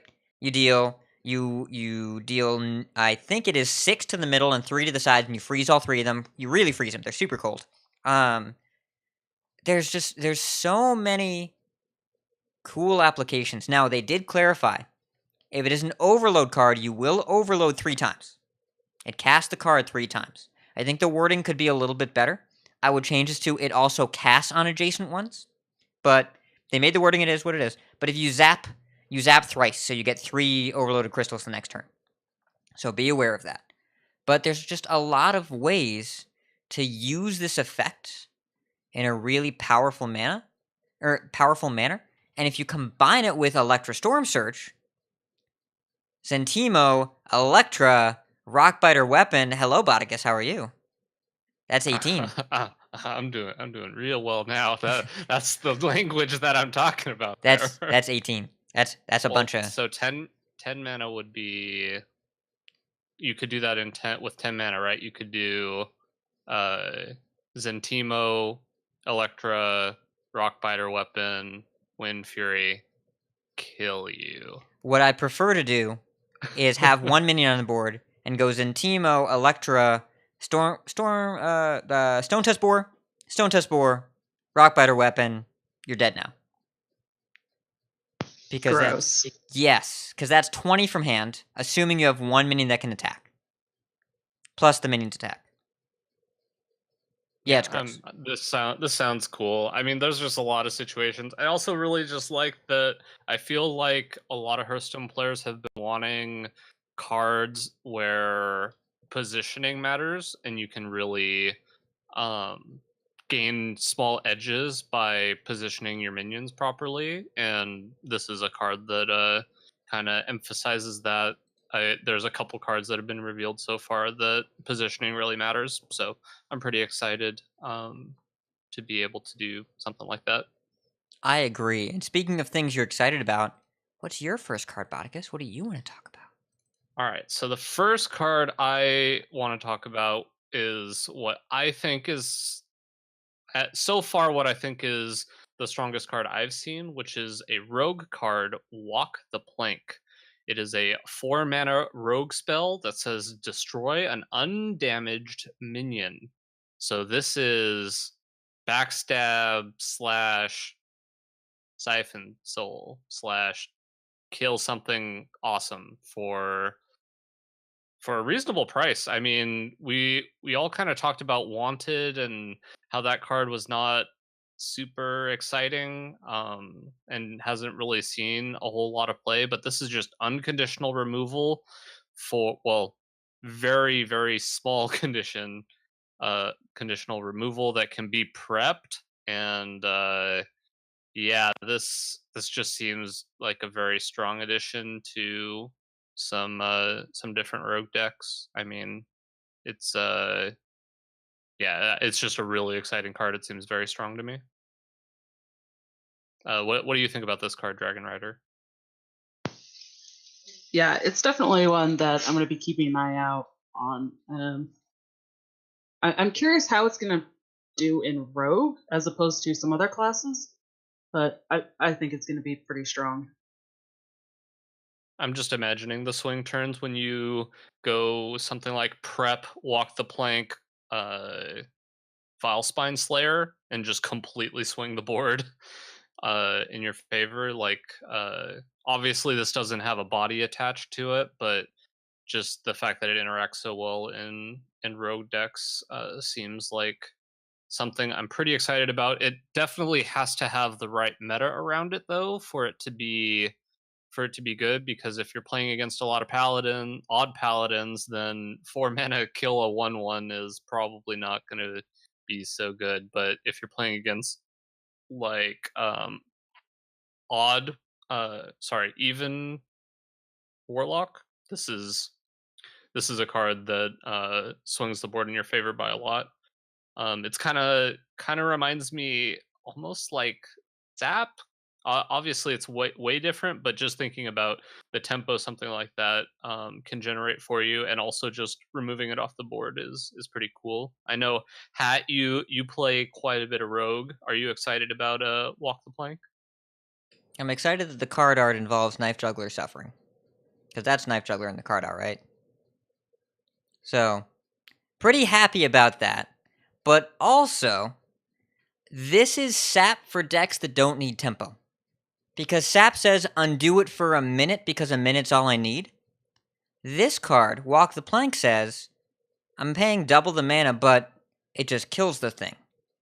So if you're a rogue deck that doesn't want to be traded into, or that doesn't care about trading as much, if you're a rogue deck that's a little bit slower, a Kingsbane rogue maybe, or some other kind of slower controlling rogue, the condition that this card needs is met when your opponent's big thing that you want to kill trades into your small thing. If you don't have any small things on the board, Sap doesn't do anything for you because you're just delaying something by a turn, but you're not presenting any pressure of your own. Whereas Walk the Plank says that's gone now. So, I think in a world where you're a rogue that wants to play more spells than minions in the early game, I think if you want to remove a threat as opposed to delay an answer, that's where Walk the Plank makes sense, and those aren't decks that would play Sap. Those might be decks that play Vilespine Slayer because it's just too good of a deal to pass up, but maybe you'd rather have a spell than a minion that relies on combo when you don't really want to be comboing on turn 5. So, I can see this card. This is like the Timeout or the Spellstone in Hunter. This is a card that broadens Rogue's abilities a little bit. You don't want to use this in a tempo deck where you're going to have minions on the board that your opponent can trade into, because trading invalidates this card, and you want to do other things with your mana. 4 mana kill a thing is fine, but a tempo rogue wants to move a little faster than that. A slower rogue, controlling or comboing or late game, I think is really interested in what this card has to offer. So I agree, I think that's strong. I don't think it's a universally applicable card, which I think is a good thing in terms of design. Yeah, I definitely agree with that. DragonRider, what is the first card you wanted to talk about? Alright, so the first card that I chose is a neutral minion. It's a 2 mana 2/2. Battle Cry. If you're holding a dragon, discover a spell. I'm super excited for this. I think it's going to be obviously going to be really good in like pure dragon decks, or decks that are really based around dragons. But I think there actually could be some value even in decks that might just run a couple of dragons, potentially things like Alexstrasza. But it's also just decently statted too, and discovering a spell in a handful of the classes over some other classes could actually be really, really strong. Hey Donnie, what's the name of the card? Oh, yeah, that might be helpful too. It's called Fire Tree Witch Doctor. Thank you, Donnie. Yeah, this card is. I like this card a lot. This was one of the cards I was looking at that I could have put on my list of 4. I think it's if there is a deck that has a very powerful class dragon that's in it, I'm thinking along the lines of wow. I play Draconid Operative. If there's a Draconid Operative type card in a class, then this seems like it would slot in quite well, because that was one thing that Netherspite Historian always kind of did with in the old style combo Dragon Priest decks, is it found extra Draconid Operatives or Duskbreakers and was always quite good. Ooh, this card with Duskbreaker is actually pretty nice too. Yeah, this seems like a pretty cool card. So, the class dragons that are in standard right now before this set, the class-specific ones, there's 2 hunter ones, Carrion Drake and Emerus. There's 2 priest ones, or 3 priest ones, Duskbreaker, Nightscale Matriarch, and Temporis. And there's 1 mage one, Syndragosa. Now, we're going to get a lot more non-class dragons in this set, I think. We've seen a few. There are some neutral dragons. There's Fairy, there's Hoarding, there's Marsh Drake, Sleepy Dragon, Bone Drake. Eben Dragonsmith, of course, Twilight Drake, Primordial Drake, Alex Straza, Deathwing, Malygos, Nazdormu, Onyxia, and Ysera. And I think that if we get enough of a mid-range dragon presence, remember the Discover bonus for spells prioritizes your own class. Priest and Mage both stand out to me, but in the honored name of Sean Smoker, Hunter has some pretty solid spells. Getting an extra one along with a 2-mana 2/2 doesn't sound so bad. I think the biggest reason this card might not see play right away would be Keleseth. But if you're in a dragon deck, you might be able to get away without playing Keleseth and might play this along with other 2-drops instead. But yeah, I think it's really interesting. Oh man, getting multiple Emerises. That sounds juicy. Emerai. Well, remember, you discover a spell, not a minion. Oh, You thought it was a minion. I'm told. Oh, okay. Wow. Yeah, this card's completely different than what I thought. Do you I want also to did this talk with about another, but this is also still very strong. Like discovering a spell's also just quite If good. you want to pretend you're talking about it for the first time, I'll insert it. No, I'm used to saying stupid stuff and having it stay on the show, so I appreciate your commitment to who you are. Anyway, let's move on to the next card that you wanted to talk about. So I actually want to talk about 3 cards. Because Warlock has a new discard mechanic. And they've got a new legendary to go along with it. Now, the new mechanic, I'm going to highlight the card that I think is most important is called Scream. It's a 1-mana Warlock spell. Discard your lowest cost card. Deal 2 damage to all minions. Very important card. And very important method in which it functions. Discard your lowest cost card. The biggest issue with Discard Warlock was all of it, but the main issue was you didn't know what you were discarding. And the payoff of Lakari Sacrifice, or Shriek, I'm sorry, the card's name is Shriek. Thank you, Steven Sensei, I appreciate it. So Shriek, 1 mana, deal 2 damage to everything. Discard your lowest cost card. The most important thing is that you have some control here, and Lakari Sacrifice, the payoff there, Lakari Sacrifice is a defensive card, with your payoff being perpetual power. But it's not really defensive. Flame Imps are not going to defend the board for you. They take too long to generate. They don't really do anything against an established board. What you want to do is play the Lakari Sacrifice quest against a deck that can't deal with perpetual 3/2s. Not against a deck that's just going to say, oh, you have some 3/2s, you're dead now.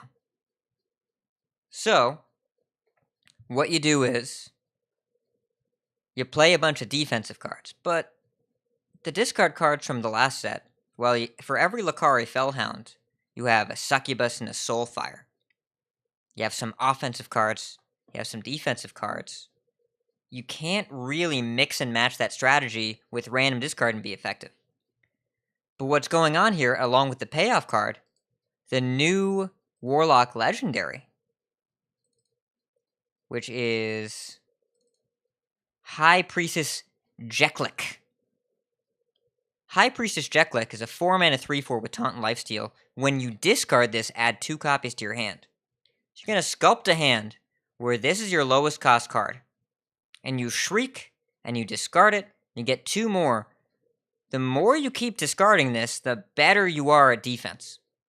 It's really annoying to punch through. It's the world's most annoying Serenite Chain Gang ever. And Lakari Sacrifice really likes controlled defense as your payoff method. I'm not telling you, dear listeners, to go out and craft the Warlock quest, because I like you, and I think that would be ill-advised. But I'm saying, if it's ever gonna be a thing, these cards are doing the thing that aligns with that thing. And if we're gonna do discard as a Warlock mechanic, the idea that I can kind of sort of choose what I get rid of at least makes it a little bit more palatable. What do you all think? Donnie, what do you think? Talk to me. Yeah, I definitely like the aspect of it's still slightly random, but you can control it a bit more, so it adds more depth and more decision making, which I think is absolutely amazing. And I think it's actually going to see a little bit more play than some of the other discard mechanics we've seen in the past. So you want to talk about cards that I read incorrectly? High Priestess Jeklik? I thought this card was bonkers because I didn't see the word "this." All I saw Oh. is when you discard, add 2 copies to your hand. Oh my and I was god! like, oh man! Oh, this card is so good. Vatigus, you can't Oh, do I that. want to play. I want to play this and then Soulfire something. Oh man! You want them to yeah. print 1 mana, deal 4 damage, draw 2 cards? That's what you want them to Well, do? this would have to be in play. It would have to be in play when that happened. Right. But still, I was thinking of. Oh, I was getting No. Okay. excited, but still, I still think this card is this card has potential. Especially with the targeted, like quote unquote targeted discard. I feel like it's going to be pretty somewhat difficult to build a deck that plays high enough cost cards where you can reliably reliably be discarding this specific card. But I think that's a cool challenge to have, and the payoff isn't so busted that it's not like a Keleseth where if you just build your deck correctly and play it on turn 2, it changes the whole outcome of the game. This is kind of a card where if you're able to put yourself in a situation where you can discard this card, you get a reasonable benefit. I like it a lot. I like the direction they kind of are taking discard. And that brings us to my next card, which is Revenge of the Wild. This is a 2-mana hunter card. It's a rare that just says summon your beasts that died this turn. I don't know. This very easily could be a meme, but I'm just thinking of Boomzooka memes and being able to do something like give a beast +3/+3, shuffle 3 copies into your deck, and then get them next turn with the Flark's Boomzooka, rushing out all the beasts, killing all their stuff, killing the beasts, and then reviving all of them with Revenge of the Wild. It seems like it could be a lot of fun. Seems like it could be a meme, but also I mean, it seems like something you might be interested in. It's just kind of a cool card. I could see even just getting value off of making some big beast with Rexar and then trading it and then being able to revive it for the turn. I think it's just kind of cool. I'm definitely going to be trying out decks that have this card in it. DragonRider, you seem pretty excited about it too. What's your opinion on Revenge of the Wild? Yeah, I'm super excited about this card. I think this card can have a lot of possibilities. I'm thinking, what, you cube something? Well, didn't that beast just die if you used cube on beast?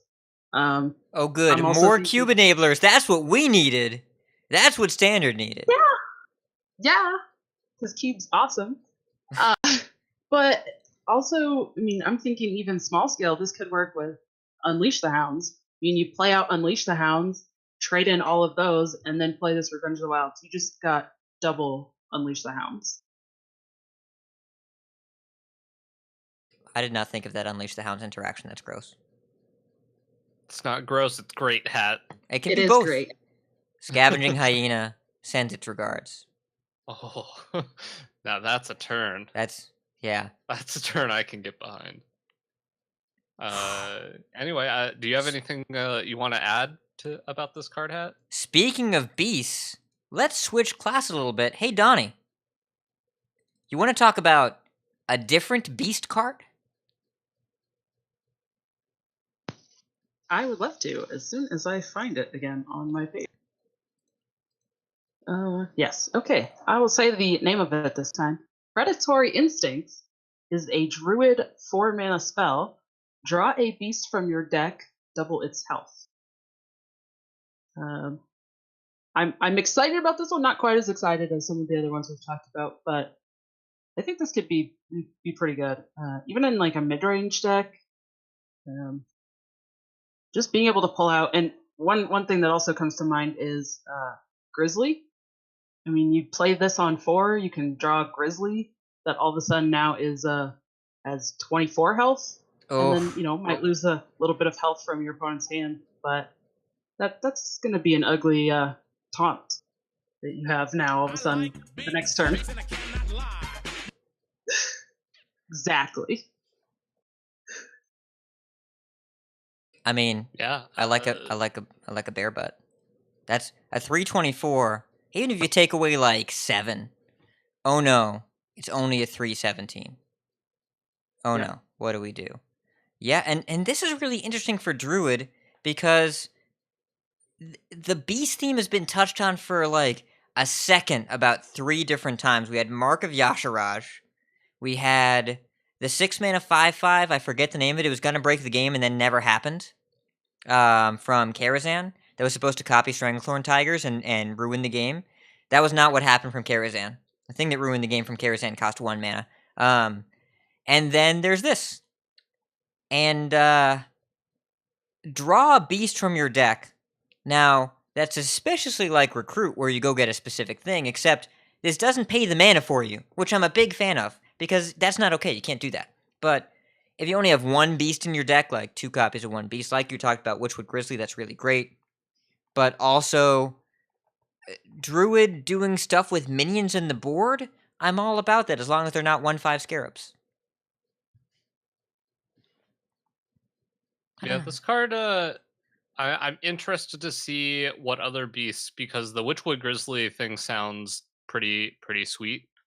But I'm thinking there's probably going to be need to be a bit more of a payoff. You don't want to be drawing Hadronox with this card, because of obvious reason. Like you want to be able to kill off the Hadronox. Most of the time, you're going to be naturalizing the Hadronox right away. So I'm interested to see what other kind of beasts we could work in with this card. But I'm also happy because I like that they're taking Druid in a direction that is not cards that interact well with Ultimate Infestation and Wild Growth.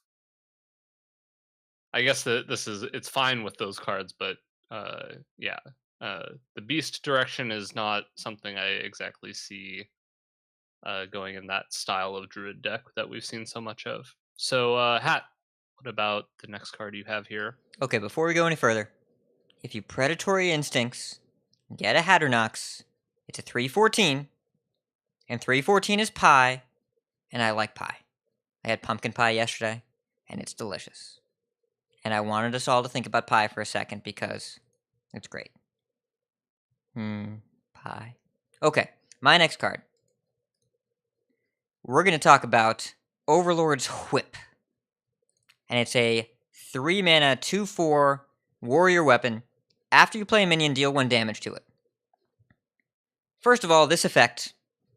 Warrior has used self-damaging to positive effect multiple times. Now, Animated Berserker ended up being only okay, even though it was a 1-mana 1/3, which is a stat line I really like, just because the support wasn't really there for Warrior. But what I most like about this card is that you attack with it 4 times. A 3-mana 2/4 weapon. When's the last time we got a weapon with 4 charges that costs less than 5? Fish Launcher? Or Piranha Launcher costs 5. Piranha Launcher? Oh, it costs 5? Yes. Oh, okay. Now, Alright. There's a reason you didn't see that card in play, because it was not so good. Donnie knows Hunter, and she knows that Piranha Launcher is not for us. That is true. I mean, couldn't even remember the name of it. It's that bad. So I remember it from Finding Nemo. I'm a piranha. We live in the Amazon. So 3 mana, attack for 2 4 times is good. Like that's 8 damage for 3 mana. It's really efficient. It whittles down minions. Really nice with overkill. The effect is pretty solid. You can build a deck around it. You don't have to, but you can. It's just, I think the package here is efficient enough that it's worth playing. So I'm pretty excited about it. Also, Cinder is singing, if a minion hits the board, you must whip it. If it gets an attack buff, you must whip it. And I can't resist quoting that because Devo is great. And Cinder, this is just for the patrons. Do you know what's round on the ends and high in the middle? Ohio. That's a Devo quote. What do you all think of Overlord's Whip? Start with you, Donnie. Alright, I'm not sure. I can see it getting play, but I'm also kind of unsure how much we'll see it. I do like if what was it, Walk the Plank, right? That's the rogue card that just destroys an undamaged minion. This plays around that. There's something. It's some anti-plank tech. Exactly. Yeah. If we see a lot of aggro and stuff, I think that it can do pretty well there too. Wait, if you're playing a warrior deck and you want to beat Walk the Plank, you say planks but no planks. Writing down the episode title. Okay. Bodicus, what do you think? I think that that's a more acceptable title than the other one you tried to promote earlier. Traditionally, this kind of effect in Warrior, when you can't control it, has not, as far as I know, has not been great. I think that the text box feels more like a drawback to me than it does. I think it's hard to make something. I feel like it's going to be hard to make something like this work in a creature-oriented warrior deck. They've been trying to do things like this for a while, and I haven't seen it do much. The general like deal damage to your own minions thing only feels like it works with cards like Bloodrazor and just not being able to control which of my minions are going to get 1 damage onto them. I mean, just you can't cost minions in a way that, or it's hard to cost minions in a way where you can just deal 1 damage to them, because otherwise then they're just strong enough to play without dealing 1 damage to them. And so I'll be interested to see. I mean, you're right that 3 mana 2/4 is a strong weapon, but I just worry about what it does to your ability to what kind of minions you're able to play and kind of get value off of. But we'll get into my next card. My next card is Raiding Party. It's another rogue card, 3 mana that says draw 2 pirates from your deck, combo, and a weapon. This card just seems. I like this card a lot. I mean, if you are able to build a deck that has pirates in it and potential weapons that you're really looking for,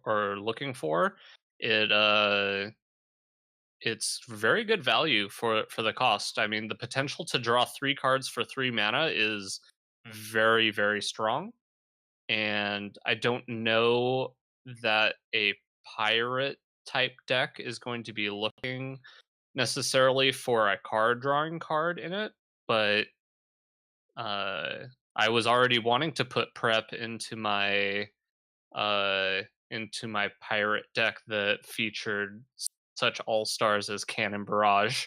So, I mean, prepping this out and getting a strong weapon in your hand and a couple pirates. I don't know. It just seemed. It seems like a lot of value for not a lot of mana, and that could potentially be kind of sweet. I don't know. What do you think? Did this card stand out to you at all, or do you think that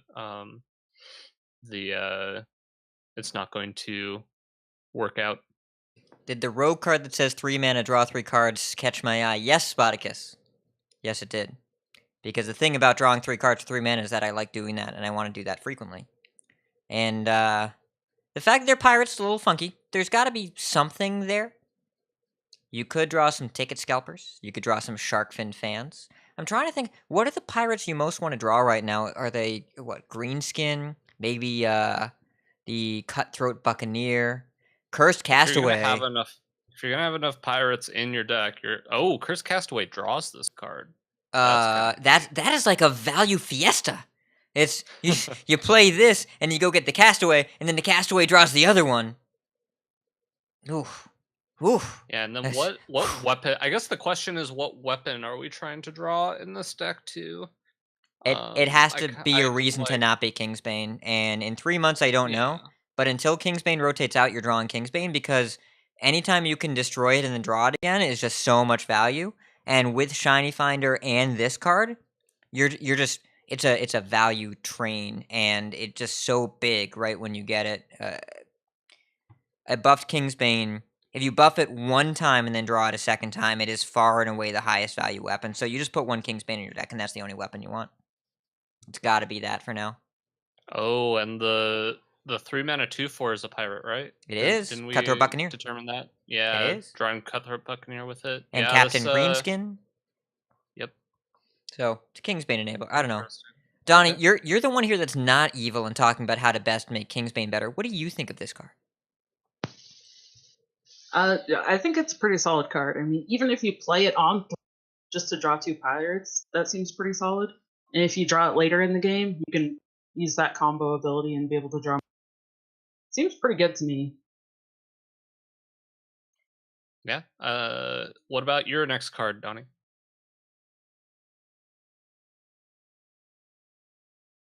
Yes, so my next card is called Serenite Taskmaster. It's another neutral minion, 1 mana for a 2/3 with a Death Rattle. Summon a 0/3 free agent with Taunt for your opponent.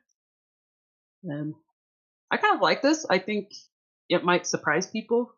And I think in the past, when we've seen things that are statted like this, they've kind of been a little crazy.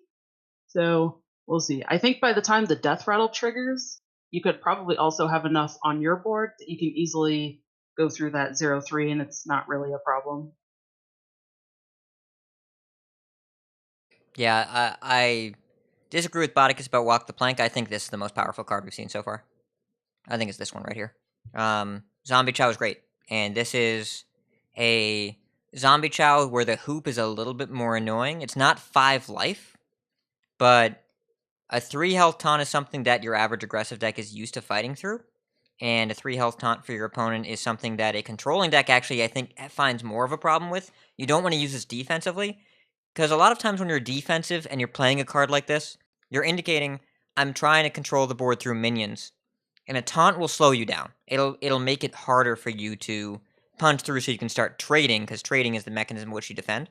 So you have to be able to deal with the taunt, but I think it's still a reasonable defensive card, and offensively, it's really, really powerful. Because 5 life and an 0/3 taunt is probably about the same in terms of the hoop you have to jump through. I'd be really surprised this card didn't see a lot of play. Like, really, really surprised. It's just a little bit too efficient. I really don't like giving my opponent minions. I would probably disagree. I think that giving your opponent a 0/3 taunt is a lot worse, or it feels a lot worse to me than 5 life. But I could very well be wrong about that. Card definitely 1 mana 2/3s have traditionally done quite well. So yeah, I could definitely see this seeing play, but I do think that the drawback is significantly worse than Zombie Chow. But Yeah. but Zombie Chow is also just like a staple. So Yeah. uh, It's the only 1 mana 2/3 that hasn't really seen play. Well, there are a couple. Emerald Hive Queen, which the drawback was insane. Everything costs 2 more. Or Gravel Snout Knight, where when you play it, you give your opponent a 1-drop. Those two were pretty rough. I don't know. Where do you see this seeing play, Donnie? What do you think that it fits into? Or do you think it kind of helps create new archetypes? It might create some new archetypes, but in terms of things that we have right now, decks, I think this could even fit into something like Odd Power. But decks that use, are going to take advantage of like Fungal Mancers and other buffs, you know, could even silence this to negate the Death Rattle as well. You could, yeah. There are ways to kind of get around it. That makes a lot of sense. Yeah, I think where I see this fitting in is probably if only Even Shaman could play it. Even Shaman would love a card like this because it doesn't care about an 0/3 taunt, but it can't because it costs 1. So I don't know. You wouldn't play it in like an Odd Warrior, maybe in Token Druid, maybe? I don't know. Odd Paladin, maybe? Yeah, that would make a lot of sense. Yeah, that was my first thought with that too. Well, and even Odd Hunter, it's a 1 mana 2/3. Just play it and get in. Like, it's fine. Because then by the time they kill it, you don't care. You're just hero powering. I mean, and if you can land like a Keleseth buff on this, then Ooh. the death rattle doesn't matter, right? Because then like this literally just kills off the 0/3 with that Keleseth buff on it anyways. Yeah, makes sense. Yeah, I definitely could be overvaluing the O3 that you give your opponent. I just am always worried about giving your opponent resources outside of health. I value minions way higher than health, I guess.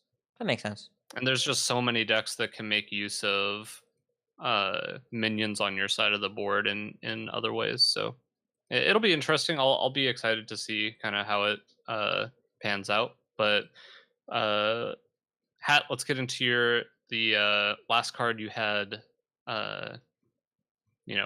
Playable talk things about stuff. Okay, that was well said. We're going to talk about an animal so important it has its own week. Grawl the Shark. And Grawl the Shark. It's a 5 mana rogue 2/2 legendary. Battlecry, eat a minion in your deck and gain its stats. Death Rattle, add it to your hand. Okay, so I was thinking about this. You could play it as a combo card, as a 2 to draw a specific minion. You could try and make it really big, and eat a Witchwood Grizzly or something really high end. Or you could play it in a regular tempo rogue deck. And sometimes it's a 5 mana 5/6 that draws you a Vilespine Slayer when it dies. Okay. Sometimes a 5 mana 4/4 that draws you a Fungal Mancer. That's probably the worst case. Sometimes a 5 mana 5/5 that draws you an SI7. Sometimes a 5 mana 3/4 that draws you a Firefly. That's probably the low roll. Sometimes a 5 mana 10/10 that draws you a Lich King. That's probably the high roll. And I think about all these options, and I used to play Bone Baron in Tempo Rogue decks. It's a 5 mana 5/5 that draws you 2 1/1s. And instead, you get usually a bigger minion that draws you a better thing that you put in your deck on purpose. That's cool. This is a card that is good and doesn't have to be flashy. It seems flashy at first, but I think it's just a reasonably statted value minion most of the time. If this is a pit fighter, I am thrilled, because a pit fighter that draws me something good. Something I put in my deck on purpose. And you might build your deck in a way that minimizes the low rolls a little bit. Maybe you don't play the Fireflies, or maybe you do. Maybe you play Serenite Taskmasters. Maybe you don't. I don't know. But if you can make this, on average, a 5/5 or better, 5 mana 5/5, draw a card, is a good card. I would play that in most of my decks. And you can build your deck for high rolls. Now, 5 is an awkward mana spot for the next 3 months, because you have Vilespine, Cobalt Scalebane, Fungal Mancer, Greenskin in this guy. You probably can't fit all of that. And in a deck where you're playing this, you probably want Fungal Mancer, but you probably have to play Scalebane. And that's fine, because if Grawl hits a Scalebane, 5 mana 7/7 that gets a Cobalt Scalebane, I'm all about that. All about that. So I think you just play it as a powerful value minion in a regular old tempo rogue. And there are other applications. I think in Odd Rogue it's actually worse, because your minions on average are a little bit worse. But still draws a card. Okay. Like, we played Blink Fox for a while, because it was a minion that drew a card, and that was statted average at best. I think you'd play Grawl over that every time. So I'm looking forward to it being just an upgrade in terms of average card quality more than anything else. What do you all think? What about you, Bot? So I had these exact same thoughts as you when it comes to Grawl. Everything you were saying were thoughts that basically had popped into my head. Although at one point, for some reason, I thought it was a 3/3. So I was thinking, oh, worst case scenario, you eat a Firefly and it's a 4/5 for 5. That seems so good. But it's still pretty reasonable at the stats. I think it would be definitely too good at 3/3. But the only worrisome part I have about this is it kind of reminds me a bit of Myra, which is a card that we kind of, it seems like we somewhat missed on. I do think that there's lots of potential when the power level of the format goes down a lot. And these value-esque rogue cards might have a bit more potential. But obviously this card is different than Myra. Uh, and I'm interested to see what kind of applications come up with it. It's a very scary card if silence is very popular in the format. That's something you really don't want to have happen to your Grawl the Shark. If it gets silenced, you're very disappointed, especially if it ate something you were specifically trying to pull from your deck with it. So that would be the only thing I would be concerned about. But yeah, it's a cool card for sure. Donnie, what do you think? I think I'm a little less excited about this one. At first, I was, oh, this seems really cool. The artwork is amazing on this card. I love the art on it. But I don't know. To me, it just seems like, I guess, kind of like Kat said, a little flashy. I think it's just susceptible to too many things. It's susceptible to silence, the hex polymorph, or shock, and especially since we're going to be getting Zentimo, things like being able to hit this and adjacent minions with things like Hex and Urshock. I don't know. I feel like it might not be worth it. Now, there may be some kind of fringe cases for it. In a way, this kind of reminds me of like voodoo dolls and stuff like that, where there are applications for it, but it's not quite as good as everyone kind of initially was freaking out about, I guess. It's the way to say that. Yeah, it's. I think a lot of the cards in the set are actually difficult to evaluate because we're not seeing, like Bot was talking about, the cards that are obviously designed as competitive weapons. Not seeing the card that you look and it's like, well, this is going to see play the Tunnel Trogs, or the Totem Golems, or what was the most recent one? I guess Corridor Creeper or Giggling Inventor, where you just look at that and you're like, well, that deal is just a little bit too good. We haven't seen any of those yet that I can really think of. So we're left with these cards that we kind of all get to evaluate them a little differently because they're all so contextual. There's not really anything that's just straight up, this is a little bit too efficient. So I'm glad we get the chance to look at them because you're right that the range of reactions I think ranged from, hey, this is a cool value minion, to, hey, we said the same thing about Myra, to, hey, I see too many silences. I don't think this card is going to work, and I'm really curious to see what works out. I'm also really curious to hear what Boticus thinks about this new priest card. What do you talk about, Bot? I honestly hesitated to put this in here because I knew you would bring this up, but I think the card is pretty cool. It's Grave Horror. It actually wasn't on Hat's list of cards to look at, which I find interesting. But obviously, it's kind of just, it's very similar to Arcane Giant. Yeah, Arcane Giant. It's 12 mana for a 7/8 with taunt that costs one less for each spell you've cast this game. I guess I've just played a lot of Zarek's Cloning Gallery Priest, and uh, you cast a lot of spells. You generate a lot of coins with gargoyles. It just seems like a card that you could play something like a Psychic Scream and then drop this card behind it, and it'd be pretty powerful, and you're not super disappointed resurrecting it, because a lot of times the Cloning Gallery deck is just kind of, you want your spell stones to be very impactful and kind of be able to threaten your opponent when you're not able to kind of combo them with Mind Blast. A lot of games end just through pressure of large minions, and this seems like a card that could fit into a deck similar to that. And I'm interested to see kind of if this is able to find room in decks. It's yeah, it's just it's interesting. I don't know that we ever saw a priest deck that played Arcane Giant, so I'm kind of wondering if this has a place in that or not. but we'll see, I guess. You look at the presets, how we're building them now. There's a spell theme with Shadow Visions and the Spell Stones and all the Resurrects.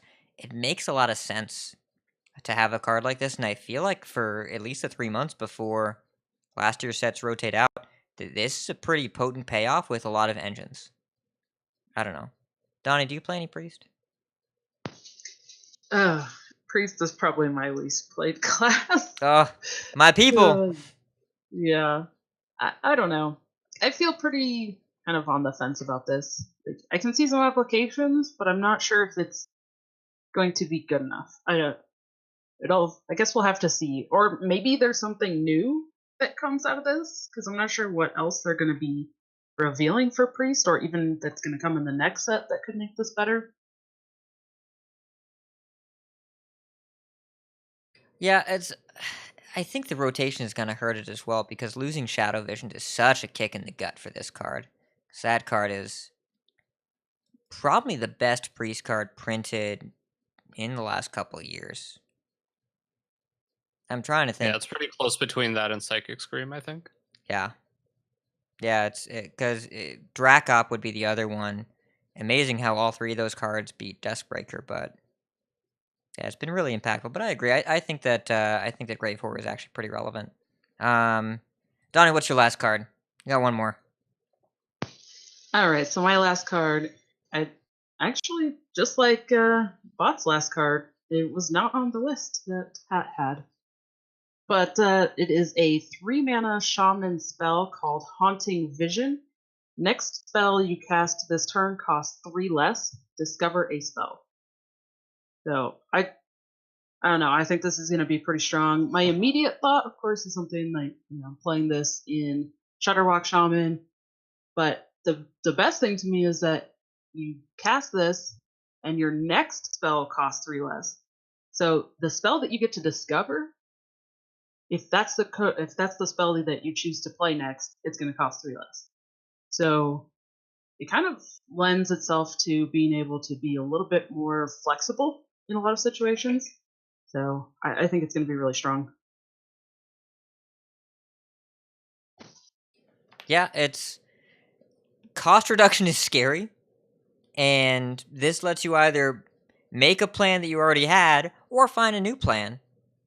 And either way, it draws you a card and reduces a spell, and you can either do that separately or together. And I really like the flexibility there. What about you, Bot? What do you think?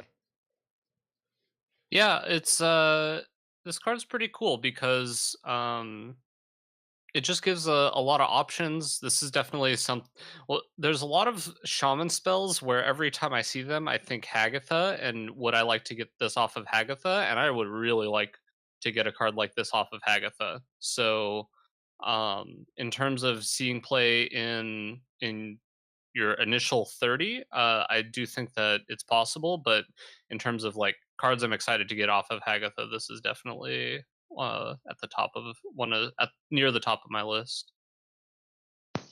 Yeah, and I really like the fact that it's actually discover a spell and it's not just a random one.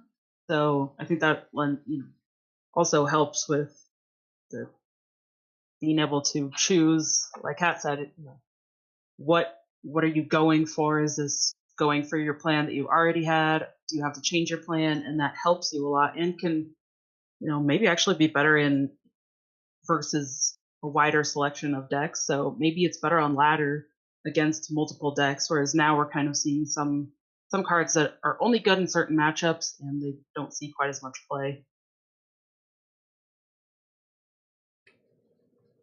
All right, but 2 hours in, we took an extra card to be greedy. It's lightning round. My lightning round card, Gurubashi Chicken. I picked this card because this is a chicken that has an axe for a beak. That is the only reason I picked this card. That is why I like it. Bodicus, what is your card number 5?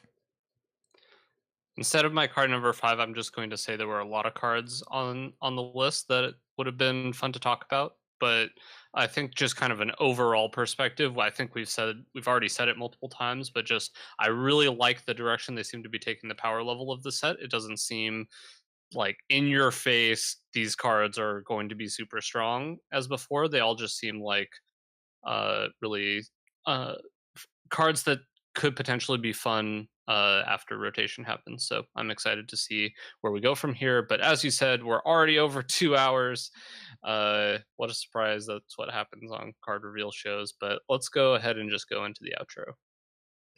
And just want to say, Thanksgiving, none of the poultry that I ate had an axe for a beak. So, poultry, if you're listening, it's a defense mechanism. Consider growing sharp things on your face.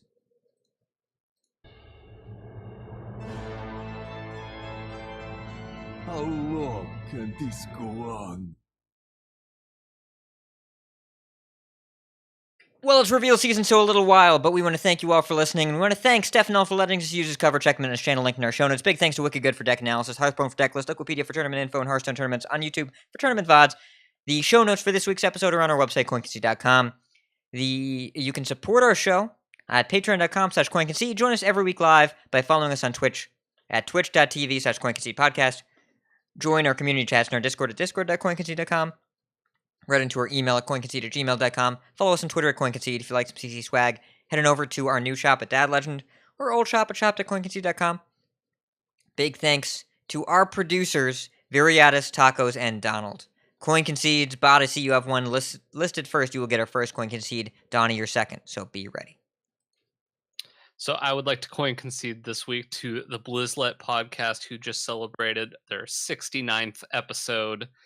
Big accomplishment for them. Nice. And yeah, the episode was nice, and especially big coin concede to Rod Johnston, who gave us all the thing we've been asking for a long time. Make sure you listen towards the end of the episode so we can hear Jack be who he's meant to be.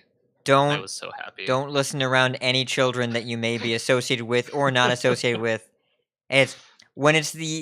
So Rod has been on Blizzlet twice, and Daniel has had to edit down Blizzlet twice. And I'm not going to say it's specifically those episodes, but it's specifically those episodes. So be aware, there's normal not safe for work Blizzlet. This turns it up about 6.9 notches. So just be ready, wear headphones, no children, but it was super fun, and it is worth listening to, assuming you are not faint of heart or stomach. Donnie, who would you like to coin concede to this week? Oh, jeez. I don't know how to follow that up. I just feel like there's so many people that I want to, just coin concede to. Obviously, you guys, thank you for having me on the show. It's definitely been awesome. I'd like to thank everyone at BXA. They've been really, really supportive. I got to meet a decent amount of them at DreamHack, actually, playing the fighting games and stuff. So that was really cool.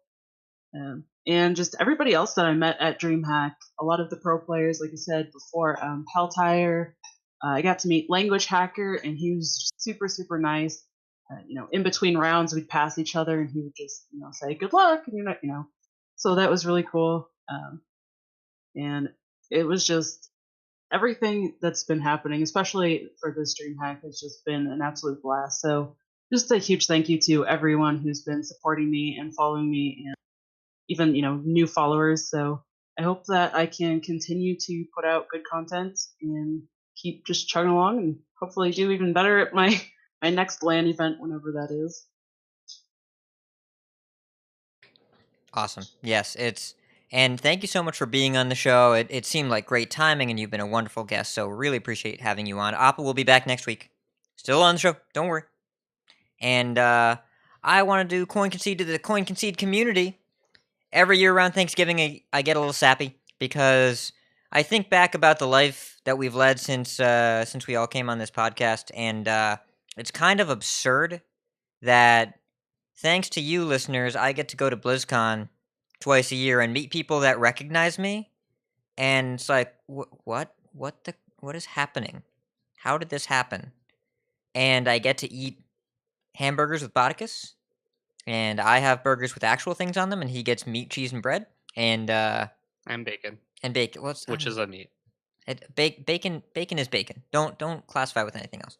And when talking in the Coin Concede podcast in the Discord and talking about thank you all for this, like happy Thanksgiving from Germany, happy Thanksgiving from Australia, happy Thanksgiving from Canada. It's true global community.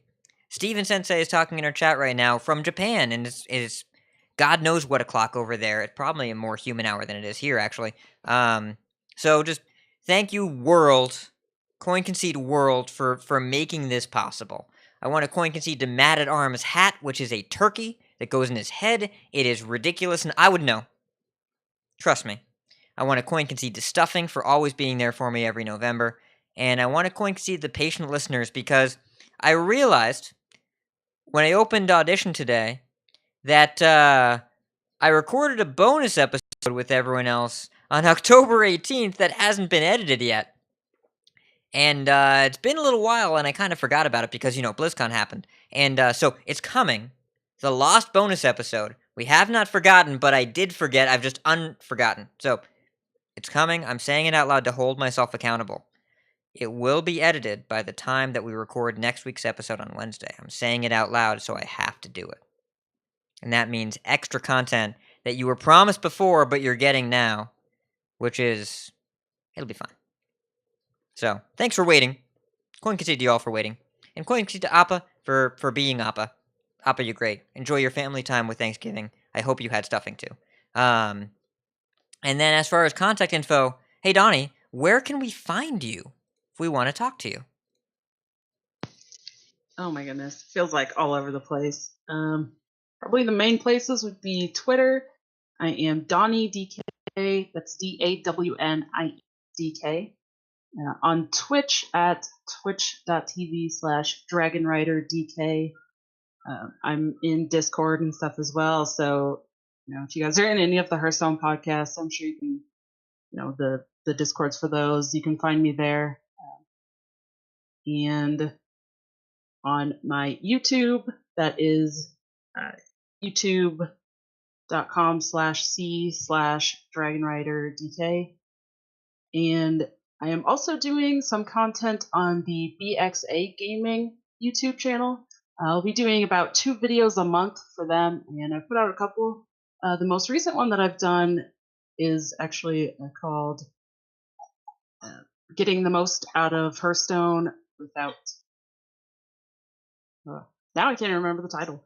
But basically it's getting the most out of Hearthstone without spending a lot of money. So if you're a free-to-play player or you don't want to spend a lot of money, then I tried to fit in as many tips and strategies and things that I could think of on that video. So you can check that out, and I'll be again putting out more content there.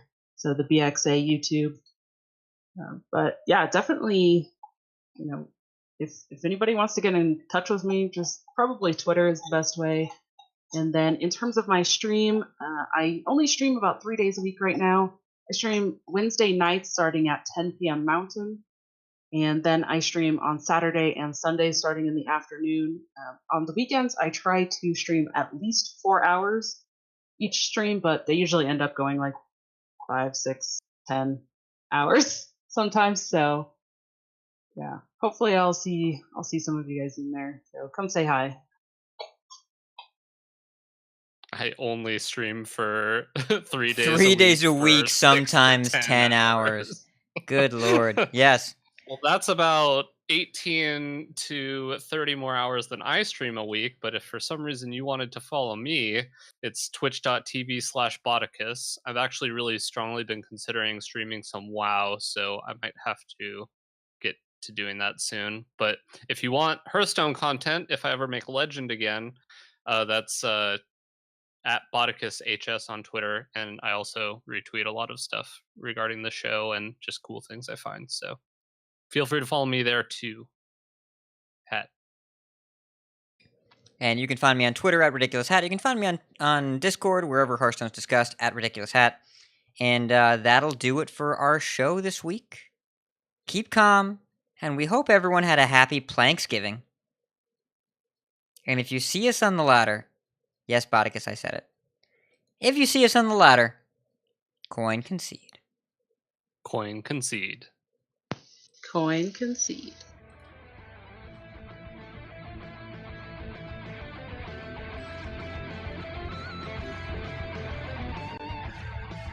Take cold comfort in your victory. You win. I can rest now. You win. For now.